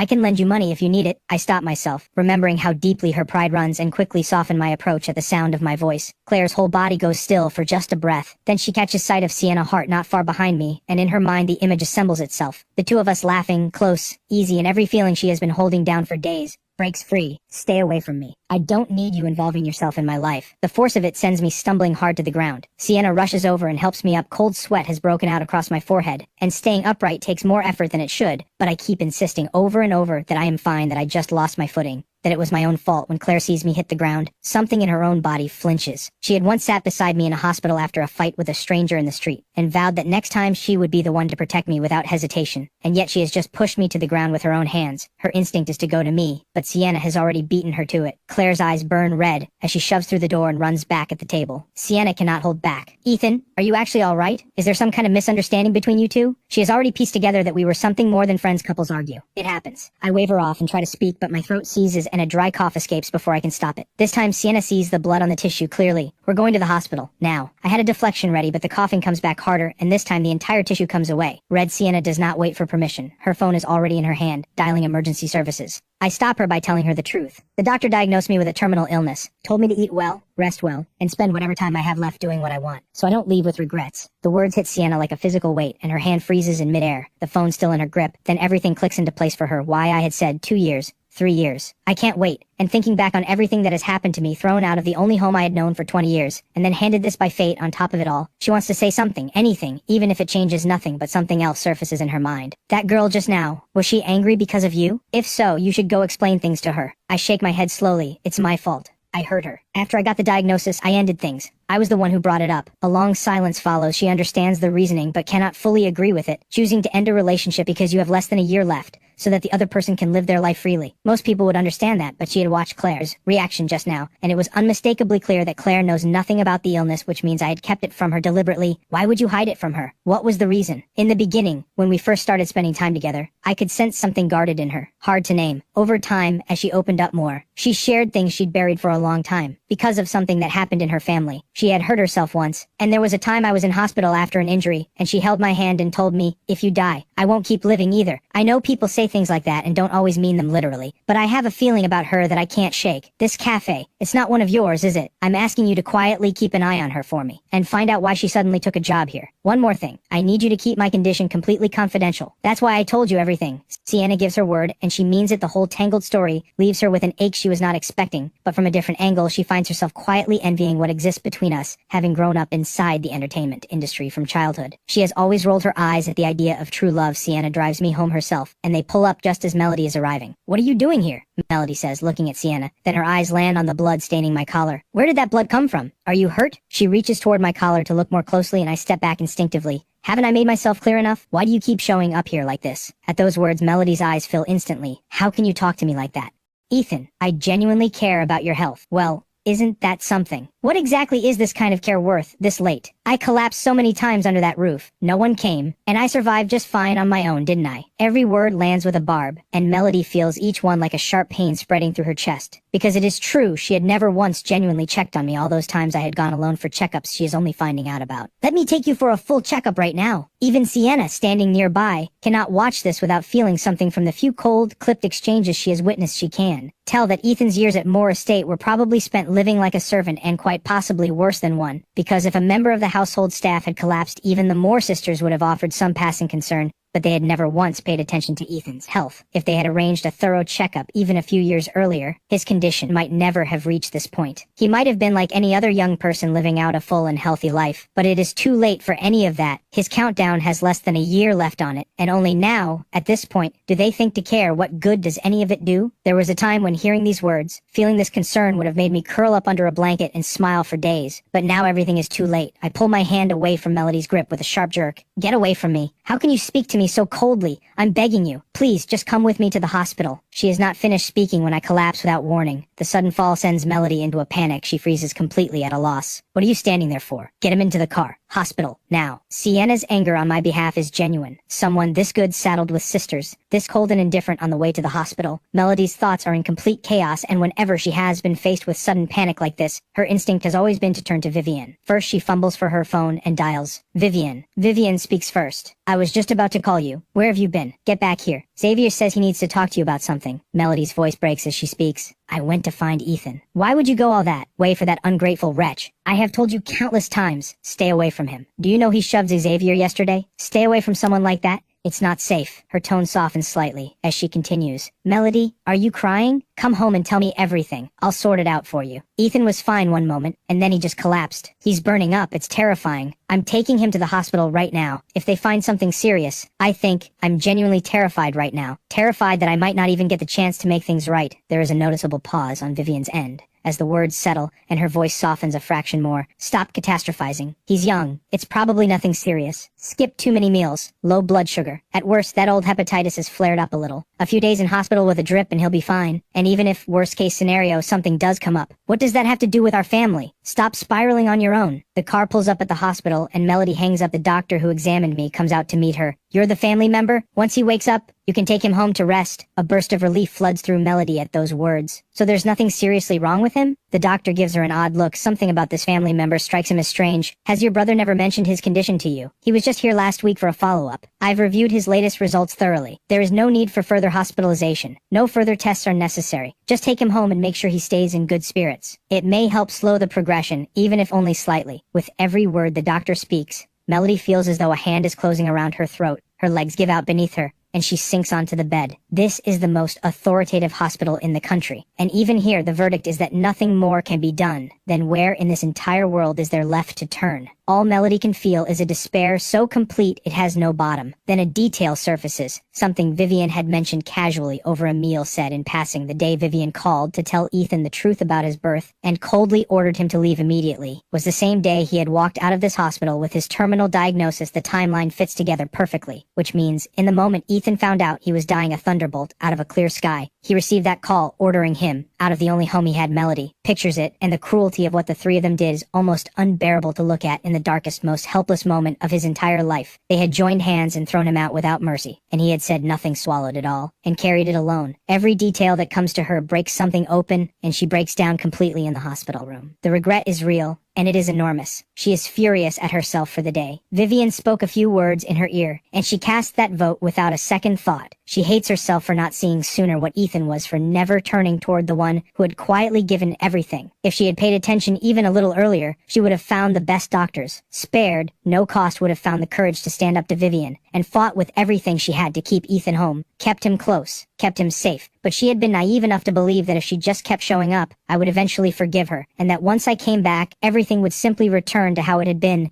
those evenings playing piano together in the fading light. But the reality in front of her is brutal grief, so acute it blurs everything she looks at, and her mind unravels into fragments. Images cycling through like a lantern spinning in the dark. She remembers holding my hand looking up at the stars together in the summer breeze. She remembers the times I had stepped in front of her, without thinking of myself. Everything she has built, every achievement she wears was built on Ethan's willingness to stay hidden, to let the applause and the glory pass over him in the dark, and give every chance to shine to her instead. Song after song going viral. She had made it to the biggest music award stage she had ever dreamed of. And after her speech, the press had swarmed around her. One sharp entertainment outlet had asked what had driven her to where she stood today, and who was the person she most wanted to thank. She had thanked many people with grace and composure, and from the stage she had spotted me standing in the crowd, and seeing how plainly and poorly I was dressed, she had felt embarrassed to be associated with me, so she had not mentioned me once the sharp-eyed outlet noticed and pressed her. There are rumors online that you have a brother who grew up with you, who has been quietly sitting beside you at the piano since you were both very young. Do you have nothing to say to him on a night like this? But Melody had believed, completely and without question, that everything she had achieved had nothing to do with me, and so she had answered with two words, flat and dismissive, no one. But I, standing in that crowd, had not looked hurt. I had been smiling for her. Genuinely, unreservedly, because she was being praised by so many people. Ethan, this time let it be my turn. Let me spend whatever is left fighting for you. Her voice has gone rough from crying. She sees a missed call from Vivian and calls back before Vivian can say a word. Melody speaks first, without hesitation. I've completely changed my mind. I'm bringing Ethan home. Vivian erupts. What are you talking about? Have I not explained this to you clearly enough? Your real brother was shoved by him just yesterday, and now you want to bring him back? What do you think that does to Xavier? Melody's voice comes back sharp and loud. Isn't Ethan the brother I watched grow up? If you are forcing me to choose between the two of them, I choose Ethan without hesitation. And Xavier getting shoved, didn't he bring that on himself? If he can't accept that, then he can pack his things and leave. Vivian completely loses it on the other end. Have you lost your mind? Listen to yourself. Everyone in the city knows we've reunited with our real brother, and now you want to push him out? What do you think people will say about the Moore family? But through the phone comes Melody's voice, broken and desperate. Ethan has an incurable illness. The doctor said he has less than a year left. On the very day he received that diagnosis, when he was at his lowest, we threw him out. The words reach Vivian and the line goes completely silent. Melody holds her breath, hoping that guilt alone will be enough to make Vivian say yes. But what she hears instead is something she could not have prepared for. Transfer some money to his account. Consider it financial compensation from the Moore family. No one asks to get sick, but his illness has nothing to do with us. What's done is done. Having him come back to Moore Estate now, do you honestly think that is the rational right thing to do? The calculation in Vivian's mind is precise. If she gives in and lets me move back Xavier, who never fails to cause trouble, will tear the house apart and the household will descend into chaos again. She steadies herself with this reasoning and softens her tone just slightly. Melody, I'm asking you, stop this. Xavier suffered for years out there. Don't do something that would hurt him, like this. During this entire phone call, Xavier has been standing nearby, listening when he hears Melody say she would choose me over him. He goes pale with rage, his entire body trembling. But when the second half reaches him, and he learns that I have less than a year left to live, the corner of his mouth twists with a satisfaction he can barely conceal. Every version of you deserve it cycling through his mind, and the only thing that spoils it is why the nuisance is not dying sooner. Why is fate giving him another year? Melody has heard enough. I completely disagree with everything you just said. She hits the end call button hard. At the same time in the hospital room, I stir as consciousness begins to return. Making a small sound, Melody is at my side, immediately eyes red. Ethan, you're awake. Did my call disturb you? I'm sorry. It's all my fault. Once my head is fully clear, I give her one sentence. Yes, now get out. Her breath catches, and she struggles to find air. Please don't talk to me like that. She does not finish. Who exactly are you performing this for? The tears fall from her like something breaking. You're weak. Don't move. I'm leaving. Only when she is gone does the room feel quiet from the state she was in just now. She has almost certainly found out everything. But it does not matter to me anymore. I have no desire to have anything to do with the Moore family. Melody gets into the car outside the hospital, but does not start the engine. She just sits there. The wind has picked up, dragging heavy rain with it, the windshield covered in beads of water, and listening to the rain, her grief deepens. She thinks of other rainy days, the ones where I had sat beside her all day at the piano. As long as my music was playing, she had never felt alone. And now that sound is growing further away. Melody picks up her phone through her tears and searches for my name online. The first thing that appears stops her cold. A post from the woman who falsely accused me, claiming I am dangerous. Melody clicks immediately, and it is exactly what she feared. The same woman who had fabricated the accusation against me, for reasons unknown, has revised the original false account and posted it again, claiming her previous apology had been made under pressure, and that she is now choosing to speak her truth. She has even pinned a comment to the top, if I stay silent today, and the same thing happens to someone else tomorrow, there will be no one left to speak up. Although the original incident was over a year ago, the current online attention surrounding Ethan has given the post traction, and the comments are already multiplying with reactions split in every direction. Bystanders tend to default to the side of whoever appears more vulnerable, and even without a shred of evidence, there are already voices piling on against me. Melody's fist closes tight. The last time something like this happened to Ethan, she had not stepped in, had not even checked on him, and he had carried the weight of it alone this time. Even if it is only to ease her own guilt, even if it is just to give herself some small measure of peace, she will see it through to the end with that. She dials her lawyer. There is something I need you to handle. The woman who made false accusations against Ethan before, she has started again. I've sent you the link. On the other end, the lawyer pulls it up. I'll contact her now and have the post taken down. But Melody stops him immediately. No, we gave her a chance before. This time I want to press charges. I'm leaving it in your hands. Are you certain about this? Does Vivian know? Melody does not hesitate for even a second. She has no idea. If she asks, tell her this was my decision. The lawyer goes quiet for a moment. Have the sisters fallen out? But since Melody has made herself clear, he has no reason to hesitate. This shouldn't be a difficult case. I collected a significant amount of evidence back then. Vivian said she wanted it handled quietly at the time, so none of it was ever used. This time we can use all of it. Everything. Hearing this, a thought surfaces. Xavier was the one who had put that woman up to it. If the case goes to court, would Xavier get pulled in too? But she pushes the thought aside quickly. So what if he does? He chose to do this to Ethan. Whatever comes his way, he brought it on himself across town. The woman in question is sitting back with a self-satisfied look, lounging comfortably on her sofa. She had almost forgotten the whole thing. But over the past few days, she had watched the person she falsely accused suddenly go viral, and an idea had taken shape. She had decided to use the old accusation as leverage and squeeze some money out of me. Her reasoning was simple: people with money don't care about small amounts. Last time the whole thing had blown up and ended with nothing more than an apology, so the reward far outweighed the risk. But I had not responded the way she expected. I had sent back a single word. Get lost. The more she thought about it, the angrier she got, so she had dug up the old fabricated post, revised it, and published it again today. Her expectation was that before long I would reach out and beg her to take it down, because nobody with a following doesn't care about their reputation, especially someone with as many fans as me. She had settled in front of the television to wait. Half an hour later, the doorbell rings.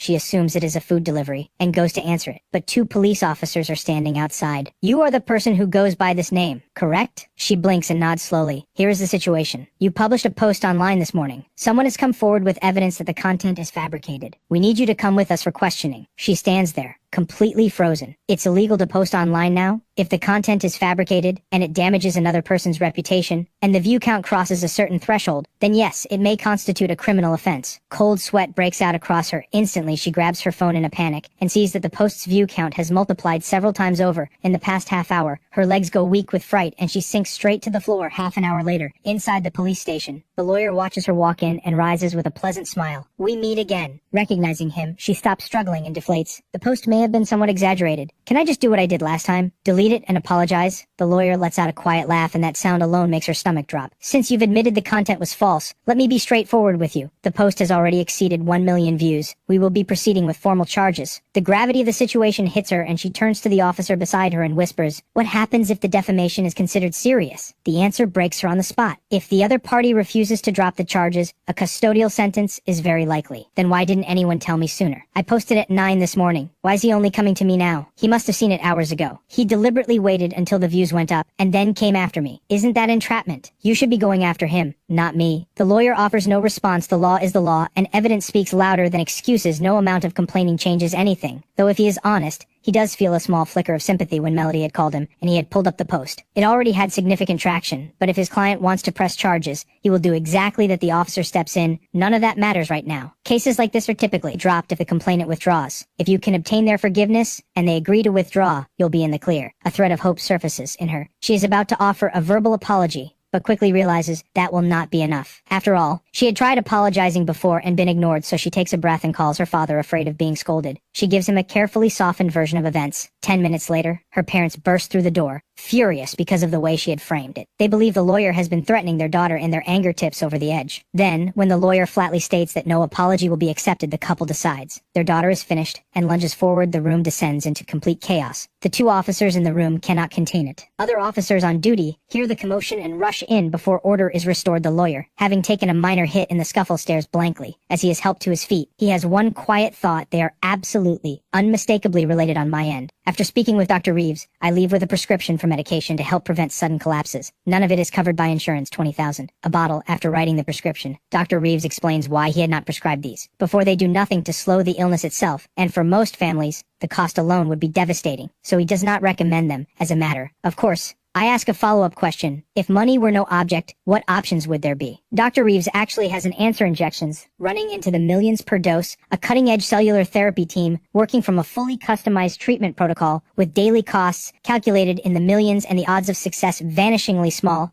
at best. It offers the very wealthy one final sliver of psychological comfort. In the end, Dr. Reeves tells me quietly to take in the world and live well. I thank him and walk out of the hospital. The sound of rain follows me, my feet finding puddles in the uneven pavement, and a tiredness settles over me. Unlike anything I have felt before, something that has been pulled taut inside me for a long time finally snaps, and the exhaustion floods in. I had thought I had made peace with it, but standing here, I realize I have let go of nothing. Sunny still plays hopscotch in front of me, still burrows into my arms and calls me her brother. Helen cries whenever she notices I am not. Well, I have only just found a real home and learned what it feels like to want things. I have found someone I love completely, and all of it could be taken from me at any moment. Mom, I don't want to die like this. I crouch down on the wet ground and fall apart. The grief that has been buried at the very bottom of me rises past every barrier I built and spreads. When it passes, I pick up my umbrella, stand up, and keep walking toward home. At the intersection, a traffic officer is still directing the flow of cars. No matter how completely a person falls apart, the city keeps moving. Meanwhile, at Moore Estate, a single offhand comment from Xavier about wanting something different to eat has sent Butler Hayes scrambling to redo the entire menu. He rushes to have the kitchen draft a new one from scratch, sourcing different ingredients, then coordinating with 2 more household staff to fulfill Xavier's additional request, switching the entire table setting from Chinese to Western style. Hours of work from everyone involved, and the meal is finally on the table just in time. Xavier surveys the perfectly prepared beef in front of him and gives a satisfied nod. More than the quality of the food itself, it is the feeling of being waited on like this that he savors most. He opens a bottle of champagne, pours himself a glass. To you, Vivian. Xavier lifts his glass and turns his smile toward Melody across the table, but his hand is trembling slightly as he holds it up. Melody acts as though she heard nothing, cutting her steak in a daze. Vivian gives a quiet cough beside her. Melody, Xavier is speaking to you. Melody finally speaks. Other than having that woman make false accusations against Ethan, is there anything else you did to hurt him? Xavier's face freezes and his voice takes on a faint, aggrieved thickness. Why would you say something like that to me? What I did before was wrong, I admit that, but that was the only time. If you don't believe me, I'll go to the station right now and prove it. Melody listens and responds with a cold smile. Then go ahead, call them. Vivian slaps the table. Enough. Stop this. Calling the police to investigate. Do you want to destroy what's left of this family's reputation? The Moore sisters forcing their own brother to prove his innocence to the police. If that gets out, we will never hear the end of it. Melody almost laughs. Wasn't Ethan her brother too? Hadn't Vivian forced him to prove himself back then? But Vivian's priority has always been the Moore name, and she would never in 1,000 years allow police to come investigate her own household.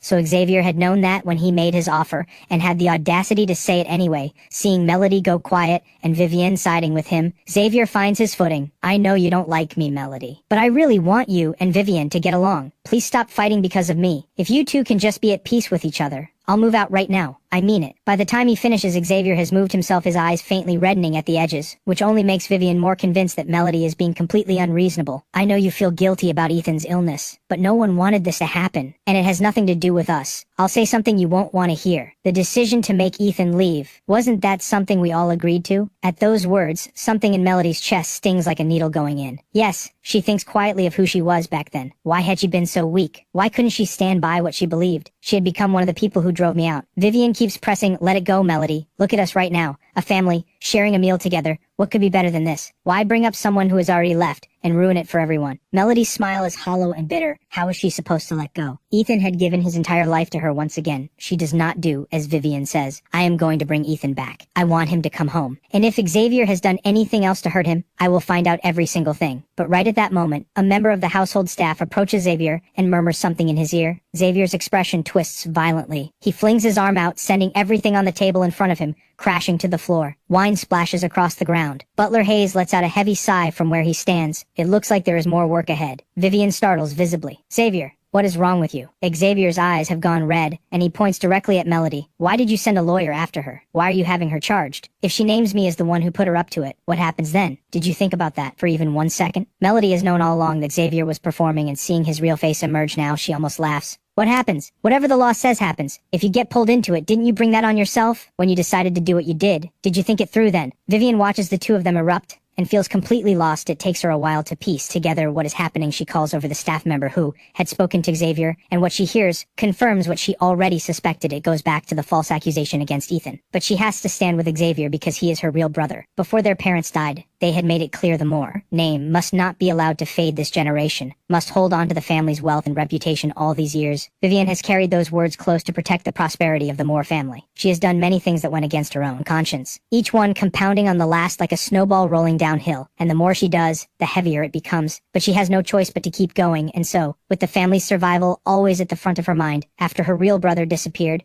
she had brought an adopted son into the Moore household to fill the gap, but because Ethan did not carry Moore blood, no matter what he did, Vivian could not change the way she saw him, could not rid herself of the deep-seated aversion she felt. And so Ethan had lived in this household for over a decade, like someone at the bottom of the hierarchy. Whatever feeling Vivian had ever shown toward him was never really family love. It was closer to the attachment one develops for a pet, something that grows from years of simply coexisting. So between Ethan and Xavier, there is no comparison in Vivian's mind for the Moore name, and for the continuation of the Moore line, she will always stand with Xavier back at the table. Melody's words have left Xavier red-faced. The thought of being implicated, of facing actual consequences, and Melody's threat to remove him from the house turns Xavier's fury rapidly into something darker, but he does not dare direct it openly at Melody, afraid of how Vivian would react, so he turns it on the room instead, grabbing and smashing things around him, pouring his rage into anything within reach. Butler Hayes watches from the side, his face creased with deep worry. The scented candles. There should be more in storage. That expensive coffee maker. That model is going to be very hard to replace the hand-stitched silk tablecloth. 2 days for a custom order, and that porcelain vase. Wait. Butler Hayes is just about to speak up when Xavier has already lifted it above his head, the most prominent piece in the entire dining room, and brings it down with full force. A sharp crack and shards scatter across the floor. Butler Hayes closes his eyes for a moment and thinks, that is very bad. He is still deciding whether to step in when Melody surges forward and delivers a hard slap. The stinging heat across his face is the moment Xavier realizes what has just happened. Then he sees her arm draw back again, and he flinches, clutching his face and putting on a pitiful expression. Vivian steps in immediately and shoves Melody back, pulling Xavier behind her. Apologize to your brother. The force of it sends Melody stumbling 2 steps back. Whether it is watching the vase be smashed without a second thought, or having her own sister shove her, all of it crashes down on Melody at once, and she breaks down completely, sobbing. That was a gift from Mr. Vale.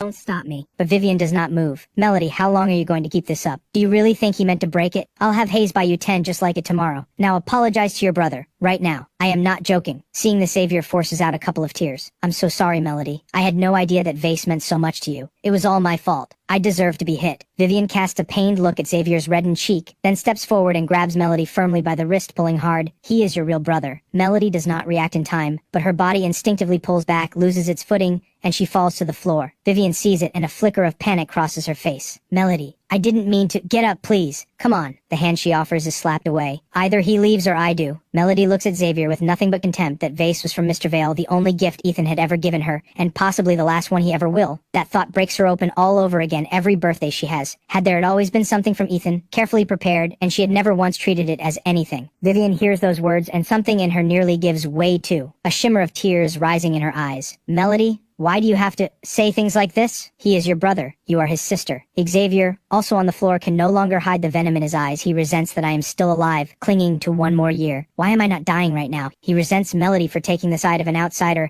and threatening to take back the life he fought so hard to claim. The hatred makes his teeth tremble in this moment. He wants both of them gone. Melody, please. I won't make you apologize. Can't we just live as a family in peace? Why does it always come to this? Stop fighting over Ethan. Whatever else you want to say, this family raised him. 20 full years. Have we truly wronged him that badly? Vivian presses a hand to her forehead, a headache closing in, and right at that moment Xavier pours more fuel onto it. It's all my fault, Vivian. Every single thing, all my fault. Melody has every right to be angry at me. Since Melody clearly can't stand having me here, I'll leave right now. I'll go to the station and answer for what I did. Melody pulls out her phone without hesitation. Keep going. Don't stop on my account. I'll have my lawyer come draw up the paperwork first, to get your registration removed from this household. Then I'll walk you to the station myself. I'd love to see exactly how you plan to make amends. Vivian sees it clearly now. This household can only hold one of them, and the realization undoes something in her. Tears rise in her eyes. Melody, why are you pushing it this far? Do you not care at all about what this does to the Moore name? Melody's voice breaks as she answers, then just kick me out, Vivian. The same way you kicked out Ethan. On my end, I have boarded a bus and taken a window seat staring out at the sky, mind drifting after what Dr. Reeves told me. I have one more reason. To earn money, even if the treatment option is a long shot. Having more money in hand is always better than not. The 2 piano compositions brought in $4 million. The 2 songs sold to Sienna brought in $3 million more. That should be enough to move the family somewhere better. And I found out last night that Sunny's teacher has been conducting herself in ways that violate every basic standard, targeting Sunny at every turn. So I plan to sit down with Helen soon and get Sunny transferred to a better school. As for the teacher running that illegal tutoring operation, once Sunny is safely settled somewhere new, I will find a lawyer and give that teacher a surprise she did not plan for. After all of that, the millions will probably be mostly gone. So I send Sienna a message. Are you free? Let me take you to eat. I wrote a few songs while I was in the hospital. I'd like to show you and see if any of them work for you. Sienna's reply comes quickly. Just a string of question marks followed by several rounds of checking whether I am serious. Once I confirm that I mean it, she agrees without any further hesitation. I put the phone away, and a heavy tiredness settles over me. Dr. Reeves had mentioned this enormous side effect of the new medication. A short rest is all it takes, so I drift into that halfway place between sleep and waking. A few stops pass, and the bus fills with more passengers. I am jolted awake by a sharp voice. Young man, these seats are reserved for the elderly, disabled, and pregnant. A middle-aged woman has looked around and apparently decided I am the easiest target. She walks straight over to me. I have ridden buses long enough to have met plenty of people like this, some far worse, the kind who say,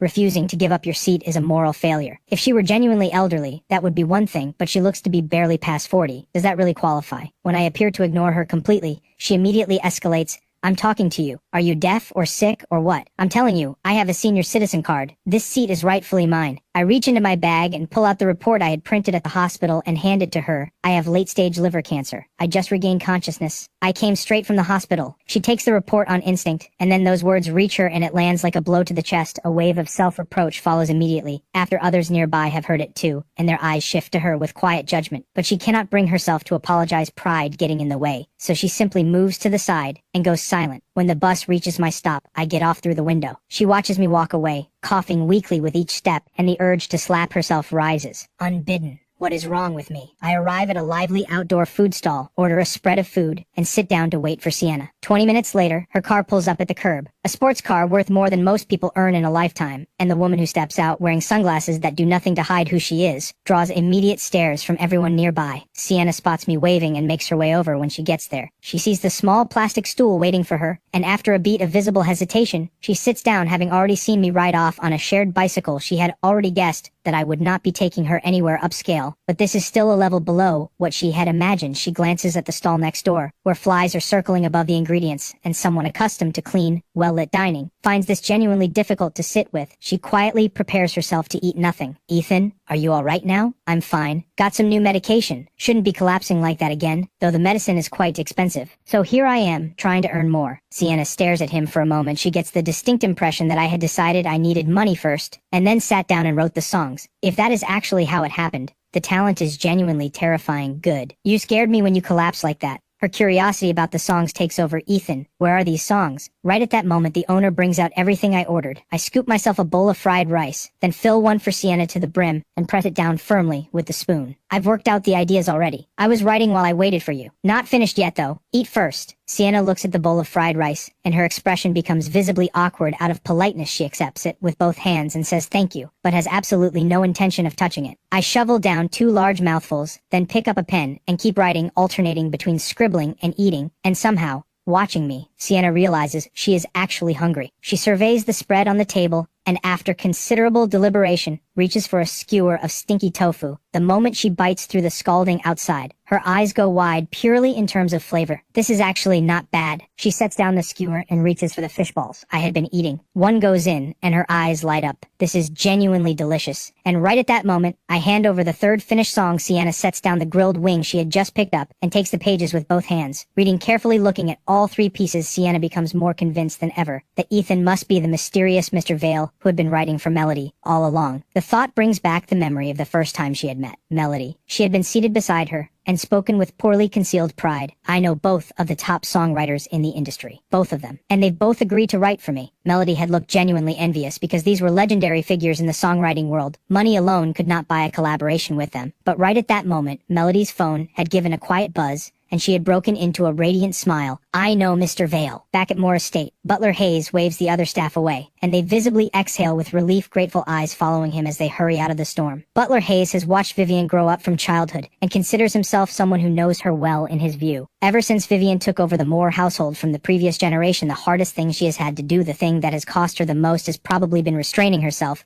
from completely favoring Xavier. So she instinctively overlooks a great deal of what Xavier does. In her mind, he is a naive, love-starved child who sometimes makes foolish mistakes. Butler Hayes does not share this view. After Xavier moved into Moore Estate, Vivian had assigned Hayes to personally look after Xavier's room, and every morning when he goes in to clean, he can smell a different woman's perfume, and sometimes finds false eyelashes on the floor, nail stickers, and other small traces of company he has also found. In the drawer of Xavier's room, several pieces of jewelry belonging to Vivian. In all his years here, he has never once seen Vivian willingly give away jewelry she has worn, so he has drawn his own conclusion. Xavier had most likely taken them without asking, probably to give to the women he brought around. But this is not the kind of thing he asks about, and certainly not something he volunteers. He keeps up the appearance of knowing nothing. Even though Vivian runs the household, he cannot afford to offend any of the principals. That is the lesson years in this house have taught him. If you want to keep your position at Moore Estate, do not make an enemy of anyone with power over you. Which is also why, back when Ethan had been treated worse than the household staff, Butler Hayes had still extended him what respect he could. In Butler Hayes' eyes, Xavier has never been anything close to naive or foolish, not even slightly. Melody, what are you saying? How could I ever bring myself to send you away? Please stop putting me in this position. One of you is my real sister. One is my real brother. How am I supposed to choose between you? I am not going to drive either of you out. Vivian is barely holding together, her voice going rough. Xavier, tomorrow you will find an identical vase and replace it. It's all my fault, Melody. Please don't be angry with me anymore. I'll replace it before I go. He reaches out to help Melody up, but she flings his hand away. Don't touch me. A grown man constantly playing the victim like this. Do you not find yourself disgusting? Xavier lets a few tears fall. I'll leave right now. Vivian grabs his arm immediately. You are not going anywhere today. Then she turns to Melody with something close to disbelief in her eyes. Xavier is your real brother. He is the only brother any of us will ever have. Without him, can we even call this a real family? Can the Moore name carry on? Why have you become so narrow-minded about this? Why are you forcing me into a choice like this? Xavier has had a hard enough life already. All those years out there, struggling. And this is how you treat him now? Melody shakes her head repeatedly. She does not accept Vivian's definition of suffering. Xavier was not out there homeless and alone. He had adoptive parents and a normal life, and if suffering is enough to keep earning forgiveness, then what about Ethan? Why did living like a servant in this house for over a decade still end with Vivian being the one to throw him out? And precisely because Vivian keeps evading the question, Melody has already found her answer. She turns and walks away. Vivian's voice cracks. Melody, come back right now! But she does not run after her. The way she had grabbed Xavier does not reach out to stop her, and yet Melody does stop. She turns and walks directly towards Xavier, and a sharp crack fills the room. Xavier's ears ring, and the other cheek flushes red in front of everyone's eyes. Watch your mouth from now on. As she turns to leave, the corner of her eye catches Xavier's mouth curving lips, moving without any sound coming out, but the shape of it makes it perfectly clear he is mouthing something vile, so Melody turns back and delivers another one. Good thing your face is tough enough, otherwise my hand would be hurting. With that, she walks out of the dining room without looking back. Vivian snaps back to herself. Melody, get back here! But nothing comes back through the door. Xavier, both cheeks now swelling, feels humiliation, pain, and hatred rising together in one overwhelming wave. His back teeth are clenched so hard they might crack, his eyes fixed on the direction she left. Only now does Butler Hayes venture to speak. Let me go check on her. He has no interest in letting this escalate further, and going out to speak with Melody now is the most likely way to bring her back. Right at that moment, Xavier speaks up through tears. Vivian, he manages between sobs. Let me go with Hayes to find her. Once she's back, I'll rent a place outside. When she's ready to forgive me, I'll come back and apologize properly. Vivian's voice is unsteady when she answers. No one is to go after her for the next 2 days. She cannot keep being indulged like this. Don't worry. When your second sister comes back, I'll explain everything to her. Melody won't hold out for long. She might well come back on her own tomorrow. Xavier opens his mouth to add something, but Vivian cuts him off with a wave. Deal with the situation involving that woman first. Don't worry, it's nothing we can't handle. In Vivian's mind, this is a matter of one phone call, but when she reaches the lawyer, she finds out otherwise. This can't be settled quietly the way it was before. Last time went smoothly, because Ethan was still part of the Moore household. I had a brief word with him at the time, conveyed that Vivian wanted the matter dropped, and that was why he chose not to pursue it. As for now, Ethan has left the Moore family. On what grounds am I supposed to talk him out of anything? Not long ago, the lawyer had helped the Moore family have my household registration removed, and he has drawn the obvious conclusion that the split is complete, which is why he speaks so plainly. Vivian is completely thrown. She had nearly forgotten that the right to press charges lies entirely with me, and she also suspects that even the easygoing version of Ethan from before would pursue this, let alone who he is now. I'll be in touch later. First, I'll take Xavier and go see Ethan in person. See if there's any way to convince him not to move forward. She knows from recent experience that persuading me is far from easy, so she sees no point in sending the lawyer to try the call. Leaves Xavier's face dark. Setting aside the fact that I have already left a mark on him, psychologically, he is now expected to bow his head to the person he despises most, the one he would cheerfully see gone from this world. The very thought of it turns his stomach. Butler Hayes, standing nearby, is exhausted just watching this unfold from where he stands. Sending these two to persuade Ethan has almost no chance of success. Vivian still operates on the unconscious assumption that Ethan is the same person who never hit back, never talked back, or that outsiders will simply defer to the Moore name. Butler Hayes knows that the Ethan of today will not accept any of it. A man who has been told he is dying has no reason left to swallow his grievances, so, rather than watching them waste their time, the smarter move would be to approach the accuser directly and convince her to stay quiet about who put her up to it. But that is not something Butler Hayes is about to volunteer across town. In a coffee shop, Claire is in her work uniform, taking careful notes the water ratios for the machines, every detail written down with precision. When she notices a table needs wiping, she is already on her feet before anyone asks the shop owner. Lu Jiayi thinks to herself that she has never seen a temp worker throw herself into a job like this. She has landed something rare. And right at that moment, the television mounted on the wall cuts to a news segment. Sienna Hart will be collaborating with Ethan Moore again on a new release. Claire, carrying a tray of drinks, gives a small involuntary jolt, and the tray tips, sending both drinks crashing to the floor. Glass shatters everywhere. Lu Jiayi startles badly. She is about to say something, but then she remembers the instruction. Sienna Hart had left her, and hurries over instead, first apologizing to the affected customer on Claire's behalf, then sending another staff member to clean up while she steers Claire away to the staff room once the door closes. Claire starts to apologize, but Lu Jiayi speaks first. You've clearly been running yourself into the ground. Go look at yourself in a mirror. You don't look well at all. Here's what we'll do. You're going to leave early today. Go home and get some proper rest. When Claire hears this, she assumes she is being let go. And although she desperately needs this job right now after a mistake this serious, she cannot bring herself to ask to stay. But Lu Jiayi seems to pick up on something and asks carefully, keeping her voice low. Are you going through something difficult right now? Is it a money problem? I can advance you this month's pay if that would help. Meanwhile, at Moore Estate, Vivian finishes her makeup and gets ready to leave for a meeting at one of her portfolio companies, an important one she cannot miss. Find me a necklace. It's in the cabinet at the very back, sitting on a black velvet pad. A while later, are you sure it's in the cabinet next to it? I've checked every single one. It's not there. The words stop Vivian cold. She goes completely still, and then she sees it, the empty velvet pad behind the glass. Whatever calm she had managed to rebuild collapses completely. The necklace is not worth a fortune, but it carries a significance to her beyond its monetary value. And what genuinely shocks her is that someone under this roof would steal from her. She calls Butler Hayes immediately. What Vivian does not notice is that Xavier, at the far end of the corridor, has seen everything, and his expression shifts into barely concealed panic. On any other occasion, Xavier would not be this rattled. He might even own up to it and take the scolding. But right now, he genuinely cannot afford to lose Vivian's trust or her willingness to shield him. So he turns and hurries back to his room. 10 minutes later, Vivian tells Butler Hayes, who has come at a run, a valuable necklace of mine has gone missing. I need you to find out what happened. Find out who took it. Butler Hayes pauses, and the answer comes to him almost at once, but he does not say Xavier's room. That would be too direct and would reveal that he had known something all along. He is just about to suggest checking the corridor footage when when Xavier's voice comes from behind him. Hayes, what kind of operation are you running here? You can't even keep track of a handful of staff? And now one of them has stolen my sister's necklace. I noticed some of them acting suspiciously earlier. My guess is it's somewhere in the staff quarters in the North Wing. Butler Hayes nearly loses his composure. He genuinely wants to say, keep performing like this,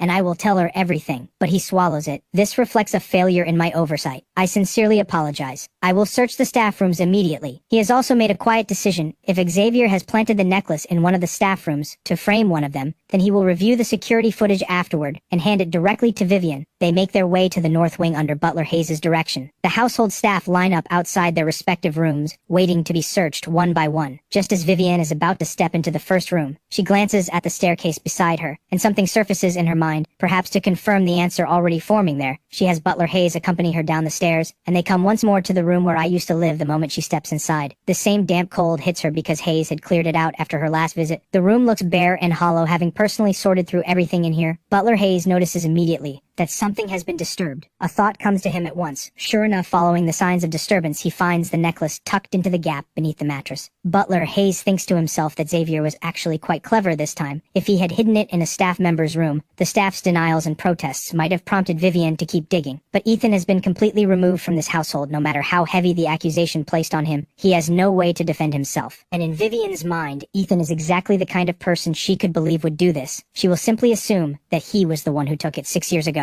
Backstage at a music show, after Sienna had proudly listed every songwriter she knew Melody, she now recalls had smiled with quiet pride and said she knew someone called Mr. Vale. Sienna had never heard the name and had privately assumed it was some minor, unknown songwriter, or perhaps a name Melody had invented on the spot to save face. But not long after Sienna understood exactly why Melody had smiled, like that song after song swept the country, Melody was swarmed at every appearance, and the entire internet went searching for the mysterious figure behind hit after hit. Even Sienna's own mother at a public event had approached Melody with rare humility, hoping to secure a song written by Mr. Vale himself. Sienna had thought about it too, more than once, and now Mr. Vale is sitting right beside her, having written her this many songs. It feels like something out of a dream. Ethan, was there something wrong with how I sang that? Sienna had decided all 3 songs were strong and paid a deposit on the spot before bringing me to the studio to record one of them. I put on the headphones, listened for 2 seconds, and nodded. Sounds good. Sienna can clearly see I'm not really paying attention. Ethan, can you actually listen? I'll add more to the fee. $50,000 right now, transferred by my assistant. I sit up straight immediately and listen to the entire recording properly from the beginning. Genuinely, you sang it well. After saying that, I half expect her to think I am just saying it for the money, and I am already prepared to send the extra back. But instead, Sienna breaks into a genuine smile. Thank you, Ethan. That actually means something coming from you. By the way, Claire seems to be dealing with something. Every nerve in me tightens. What happened? From what my staff told me, it sounds like there's some kind of difficulty at home. They didn't go into the details, but it seems she needs around $100,000. That's why she took a part-time job at the cafe. I take out my phone quietly and see her messages again, sitting there unread, and that dull ache moves through me again. Looking at those messages and thinking about what she has been carrying these past few days, everything in front of me goes briefly dim. She seems to have removed you from her contacts.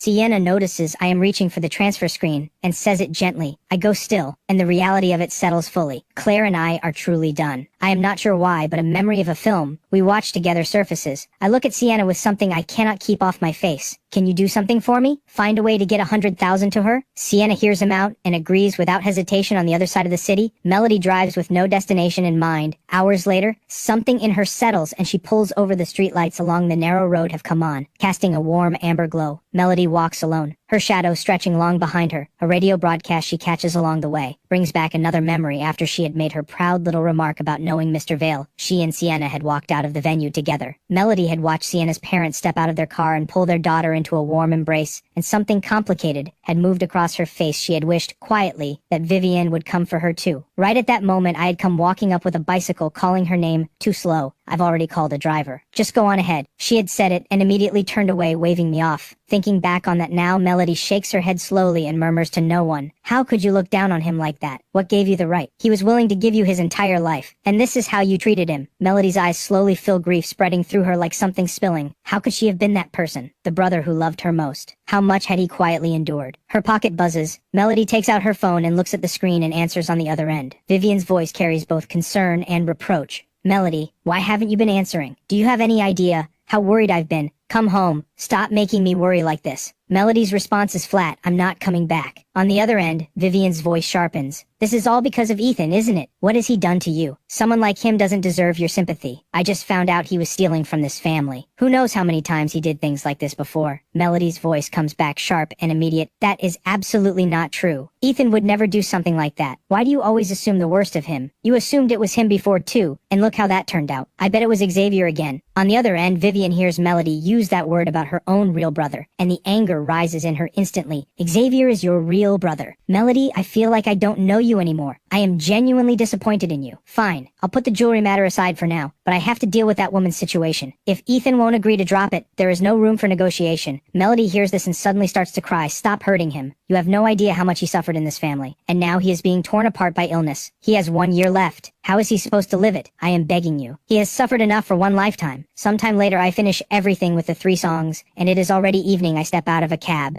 and as I reach the entrance to the building, I see Melody from a distance. Her lips are pressed together, head bowed, her white shirt stained with what looks like wine hair, loose and disheveled, her whole expression hollow. When she hears me approach, she looks up. Ethan, are you alright? She barely finishes the question before the ache rises inside her. How could he possibly be alright? Her voice softens and she manages a trembling smile, but her eyes are bright with tears. I went back to the hospital and you were gone. I was worried, so I came here. But I do not even look up and my pace does not slow. Ethan, I really need to say something to you. Melody reaches out and grabs the hem of my sleeve. She had braced herself for coldness, but seeing me ignore her completely brings that ache back with full force. I turn slightly and see Melody holding onto my sleeve, and a memory surfaces without warning. When I was a child, in her room the time I had found those other children, there she had stood behind me just like this, eyes blurred with tears, small and frightened, clutching at my sleeve exactly like this, and I had stayed there to protect her quietly at her side, until she became who she is today. The celebrated artist adored by so many, Melody feels me stop, and her heart speeds up. Whether as Ethan or as Mr. Vale, he had always been so gentle with her, always so attentive. Maybe she would hear him call her that again. But I pull away sharply. Get away from me, Melody. The tears in her eyes gather fast and fall one after another onto her shirt. Ethan, I know I was wrong. Vivian came to see you, didn't she?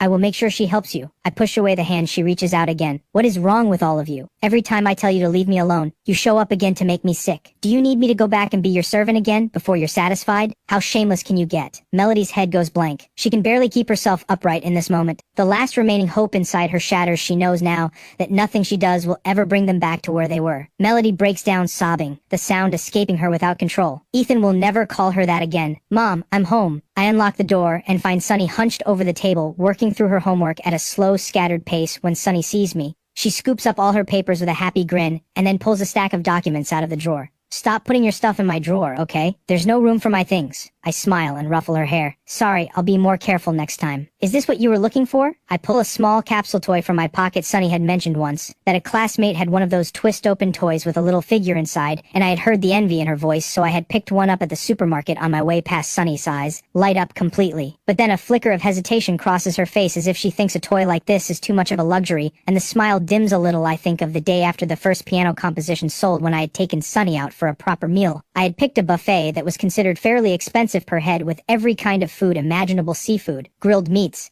everything, and Sunny had gone straight for the fried rice and eaten almost nothing else. When she finally understood that everything was included in the price, her face had crumpled into an expression of pure devastation, because she was already completely full. I make a quiet promise to myself. Never again. Your brother has earned a lot of money now. Things won't be as tight as they were before. Helen brings the food out from the kitchen, and the 3 of us sit down together. Helen has made a full spread. Looking at all of it, I eat in large, unguarded bites, and I realize something. Even now that I have left that place behind, some of what it did to me has not gone away. But that is alright, because as long as the 3 of us are here together, those wounds will fade, in time. But before long, a sharp and urgent knock at the door shatters the warmth of the meal. I get up and open it, and the smile leaves my face at once. Ethan, I know you have grievances against our family, but whatever you feel, we were family once. I'm asking you to consider something. Vivian sees I am not moving aside and continues, I owe you an apology, truly. Because of decisions I made, you suffered during the years you spent with us. If you're willing, we can discuss compensation right now. After she says all of this, she has braced herself to be turned away.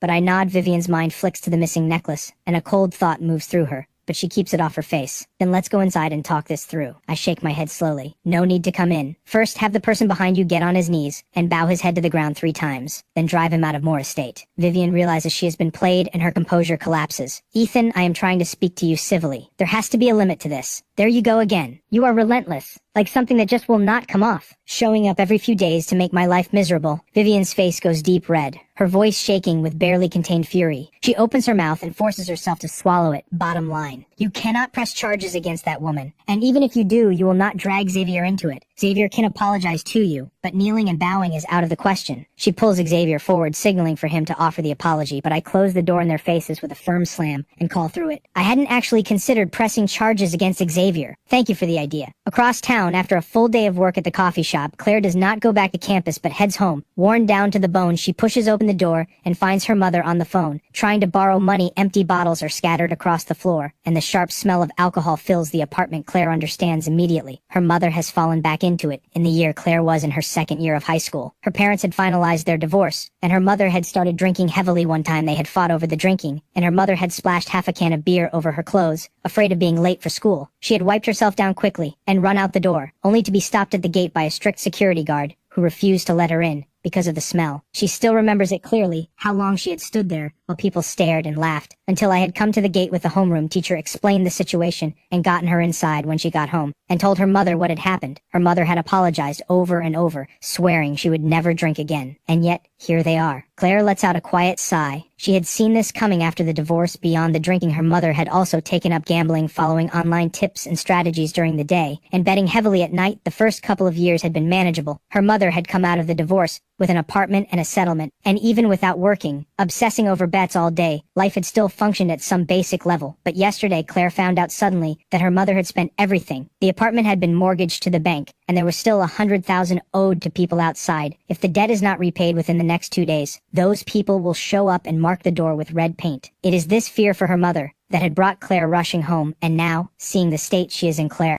knows she was right to be worried. You're home. Have you eaten? Do you want me to make something? Her mother speaks with a warmth that takes Claire completely off guard, and she actually struggles to her feet, moving toward the kitchen. Claire stands there, frozen, wondering briefly if she has walked into the wrong apartment. It has been a long time since her mother offered to cook for her, and in her memory, her mother's temper after drinking has always been explosive. So why is she being gentle tonight? Her mother finishes 2 simple home-cooked dishes and makes Claire a large bowl of noodles. As Claire eats, she feels a warmth she has not felt in a long time after losing Ethan and the sudden upheaval at home. Claire's world had felt completely dark, and this unexpected shift in her mother lets in the smallest thread of light. Mom, I've already found a part-time job. Don't worry about the money. We'll figure it out together. She does not finish. Her mother cuts in, the warmth gone. There's something I need to ask you to do. You remember Aunt Wang? You used to go to her place for dinner when you were little. Her eldest son graduated last year. He earns tens of thousands a month. She and I have talked it over carefully. We're going to arrange for you two to meet. She is already dialing. As she says it, Claire's voice goes flat. I have a boyfriend. She says it directly, wanting to shut it down fast without leaving any room, but her mother presses on anyway. It's just a meeting. What's the harm? Something clicks for Claire. Did you take money for this? The moment she says it, she catches the hesitation on her mother's face. Give it back. What am I to you? Have you ever actually treated me like your daughter? The tears are right there, but her mother does not relent. Her own voice goes soft and pitiful. Every single relative turned me away. Not one of them would lend me anything. If I had any other option, I would not be asking this of you. How can you do this to your own mother? Can you really sit back and watch me have nowhere to turn? The suffocating feeling closes in again. And what about me? You back me into a corner, and that's fine with you. She cannot stay in this room. For another moment, she goes to her room and locks the door behind her. Once it is done, she sinks down onto the edge of the bed, and a hollowness settles over her, as if no one in the world truly cares whether she exists. It feels like being handed a terminal diagnosis, not of the body, but of something deeper. In a way, the two are the same. Both strip away every reason to look forward to tomorrow. And then her phone rings. She has no desire to answer, but she glances at the screen. It is Liu Jiayi from the coffee shop. Is something wrong? Liu Jiayi's voice comes through bright and excited. You are my lucky star, Claire. I mean it. I just won the lottery. Claire blinks in her mind. Lottery tickets have always been a fool's game. But then Liu Jiayi says something else. You are genuinely a good person, Claire. I'll be honest, I did consider keeping it all. But we agreed. Half each. I keep my word. Claire goes completely still, and then it comes back to her. Liu Jiayi had actually mentioned something when she borrowed the money. Even though the money is from me, I absolutely cannot accept any winnings. But she had been cut off before finishing. Done. I've already sent it. I have to go. Claire stares at the transfer notification and goes completely still. 100,000. Back at my door, Vivian is still making noise outside. Ethan, if you have even a shred of conscience, open this door. Do you have any idea what has happened to this family because of you? Melody has left the house over you, and now you want to press charges against your own brother? Vivian shouts at the closed door, standing inside. I nearly laugh at the absurdity of it. Real brother.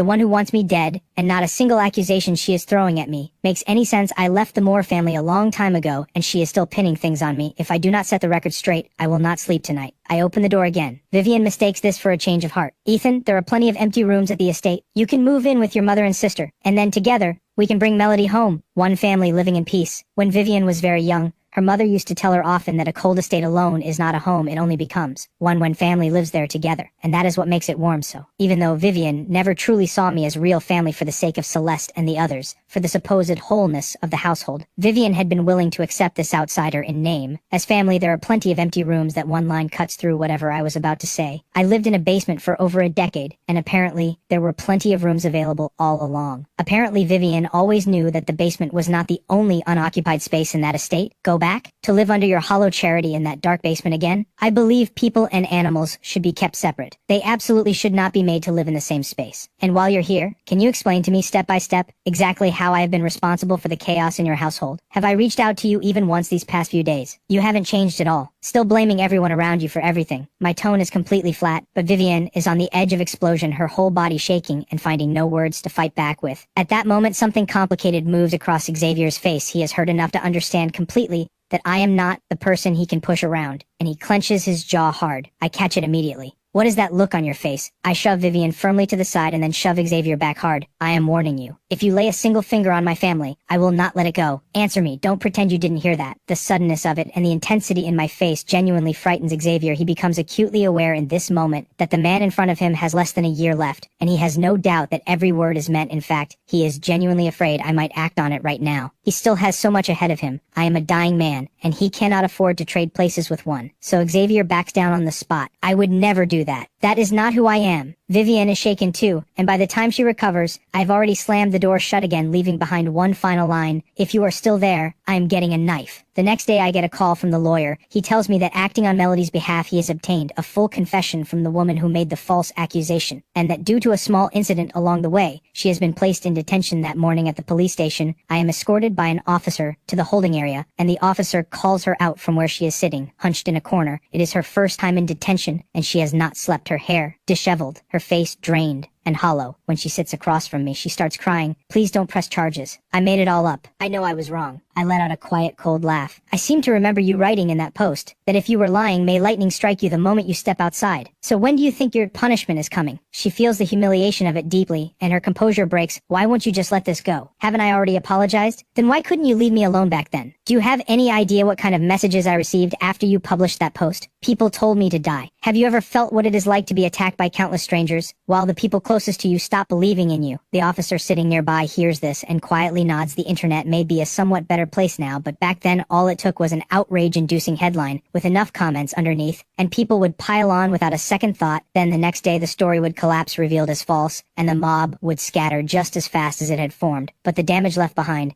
stays with the person who was targeted for a long, long time. Something in what I say reaches her, and she begins to sense that I did not come here to settle things quietly, and she breaks into loud sobs again. I genuinely know I was wrong. I don't want to go to prison. Please don't do this. When I say nothing, she escalates. I haven't even finished university yet. My life hasn't properly started. Why are you being so relentless? You're going to ruin my entire life. You got called some names online. Did it actually hurt you? Why are you being so cruel to me? I laugh, cold and flat. I'm not your father. Whether you go to prison has nothing to do with me. When you published that post on someone else's orders, did you stop to think that it might ruin someone's entire life? She goes still, and it is not until she is back behind that door facing the very real possibility of being charged and sentenced, and hearing those words again in her head, that she understands for the first time just how far over the line she went when she had done it. She had genuinely not considered that she might be destroying the life of someone who had done nothing to her. One question. The person who paid you to make the accusation against me, was his name Xavier Moore? My words pull her back to the present. She's quiet for a long moment, and then nods slowly. I have the answer I came for, and I walk out. The lawyer is waiting outside and raises a hand in greeting. Need anything from me? I want to press charges against Xavier Moore. Are you able to handle that? He nods without hesitation. A year ago, it was Vivian Moore who brought me the original case. But I have worked far more closely with Melody over the years, given her profile, and the fact that I am paid to represent people's interests.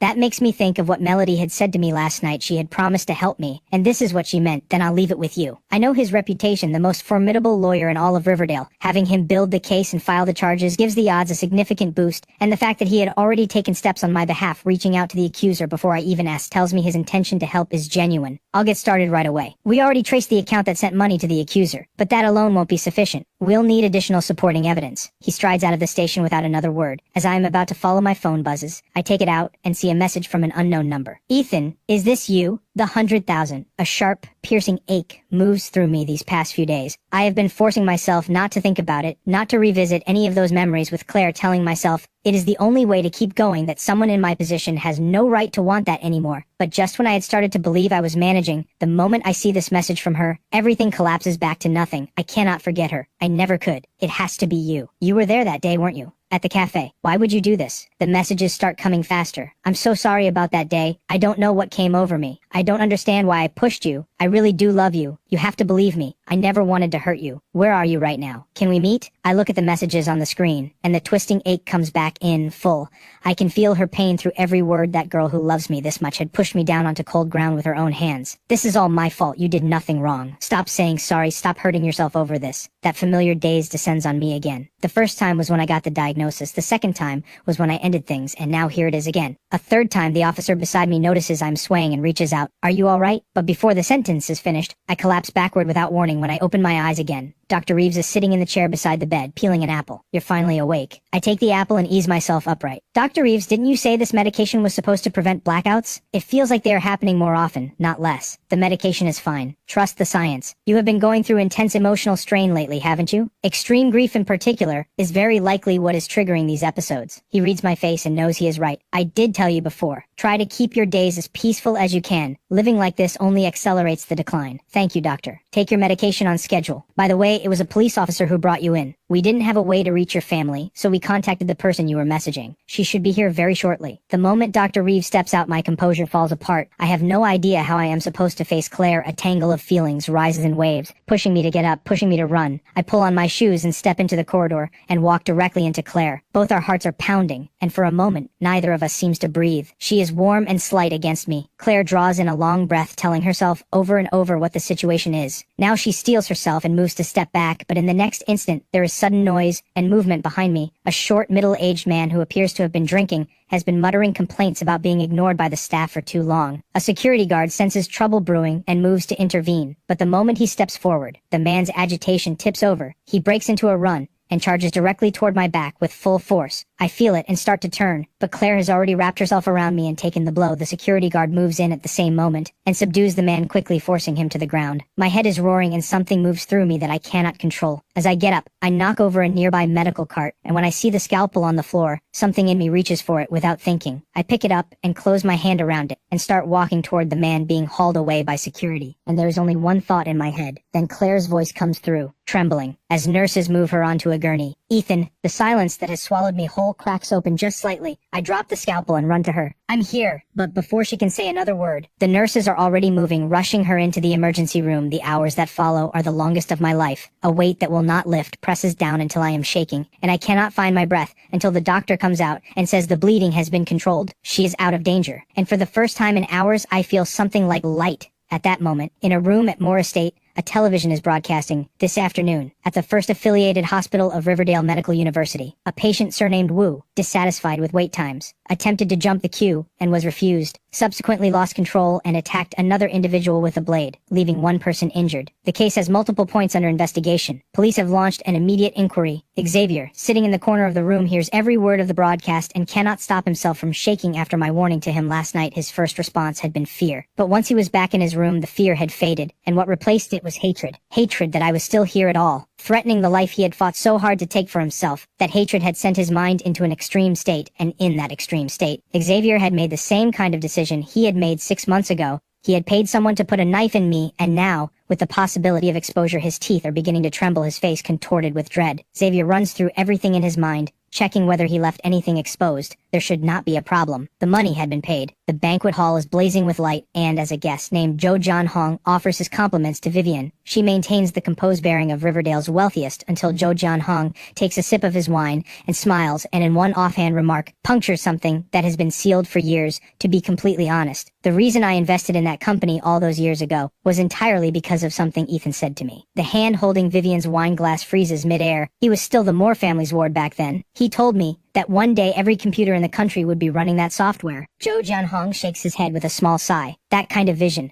that understanding, it's no wonder, coming from someone you personally raised. In that instant, the noise and glitter of the room seems to drain away entirely, and all Vivian can hear is a dull roaring in her ears. Memories cut through her like a blade slicing through the wall of self-deception she had built, and she finally remembers the boy who had lived year after year in that cold, damp basement, standing at her desk again and again, laying out the future of an industry for her with complete seriousness, and what her response had been: contempt, dismissal, the certainty that an outsider could not possibly understand business. And yet those are the exact ideas she had discarded as worthless that are now holding up the Moore family's faltering commercial empire. Mr. Joe, Vivian's voice begins to shake, the composed elegance gone completely. She grabs his sleeve, eyes rimmed red. Do you know anyone, any medical team that treats late-stage liver cancer? The room falls into startled murmurs. Please, help me find a way. I want to save my brother, Vivian pleads, stripped of every layer of pride, a tearing pain gripping her chest. She finally understands what Ethan gave to this family, and what she destroyed with her own hands. Have you lost your mind? Xavier, standing nearby, can no longer bear the stares from every direction. He kicks over the expensive chair behind him and screams with red-rimmed eyes. He has already been removed from the family register. A dying nobody with no connection to us, and you want to spend the family's money on him? Looking at this face, twisted and snarling like a rabid animal, Vivian suddenly does not recognize him at all, and feels something close to pity. The rain outside grows heavier. Vivian sinks into her chair, eyes empty, staring at the shattered porcelain on the floor. Be quiet, she murmurs in a voice full of a despair that has reached her very core. Without him, the Moore name would have been gone long ago. At the other end of the city, Ethan pushes open the worn, paint-chipped security door. The smell of pork ribs drifts from the kitchen. Sunny looks up from her desk, eyes bright, calling out, "You're back! Welcome home!" Ethan smiles and nods. However heavy the storm outside, it has nothing to do with him anymore.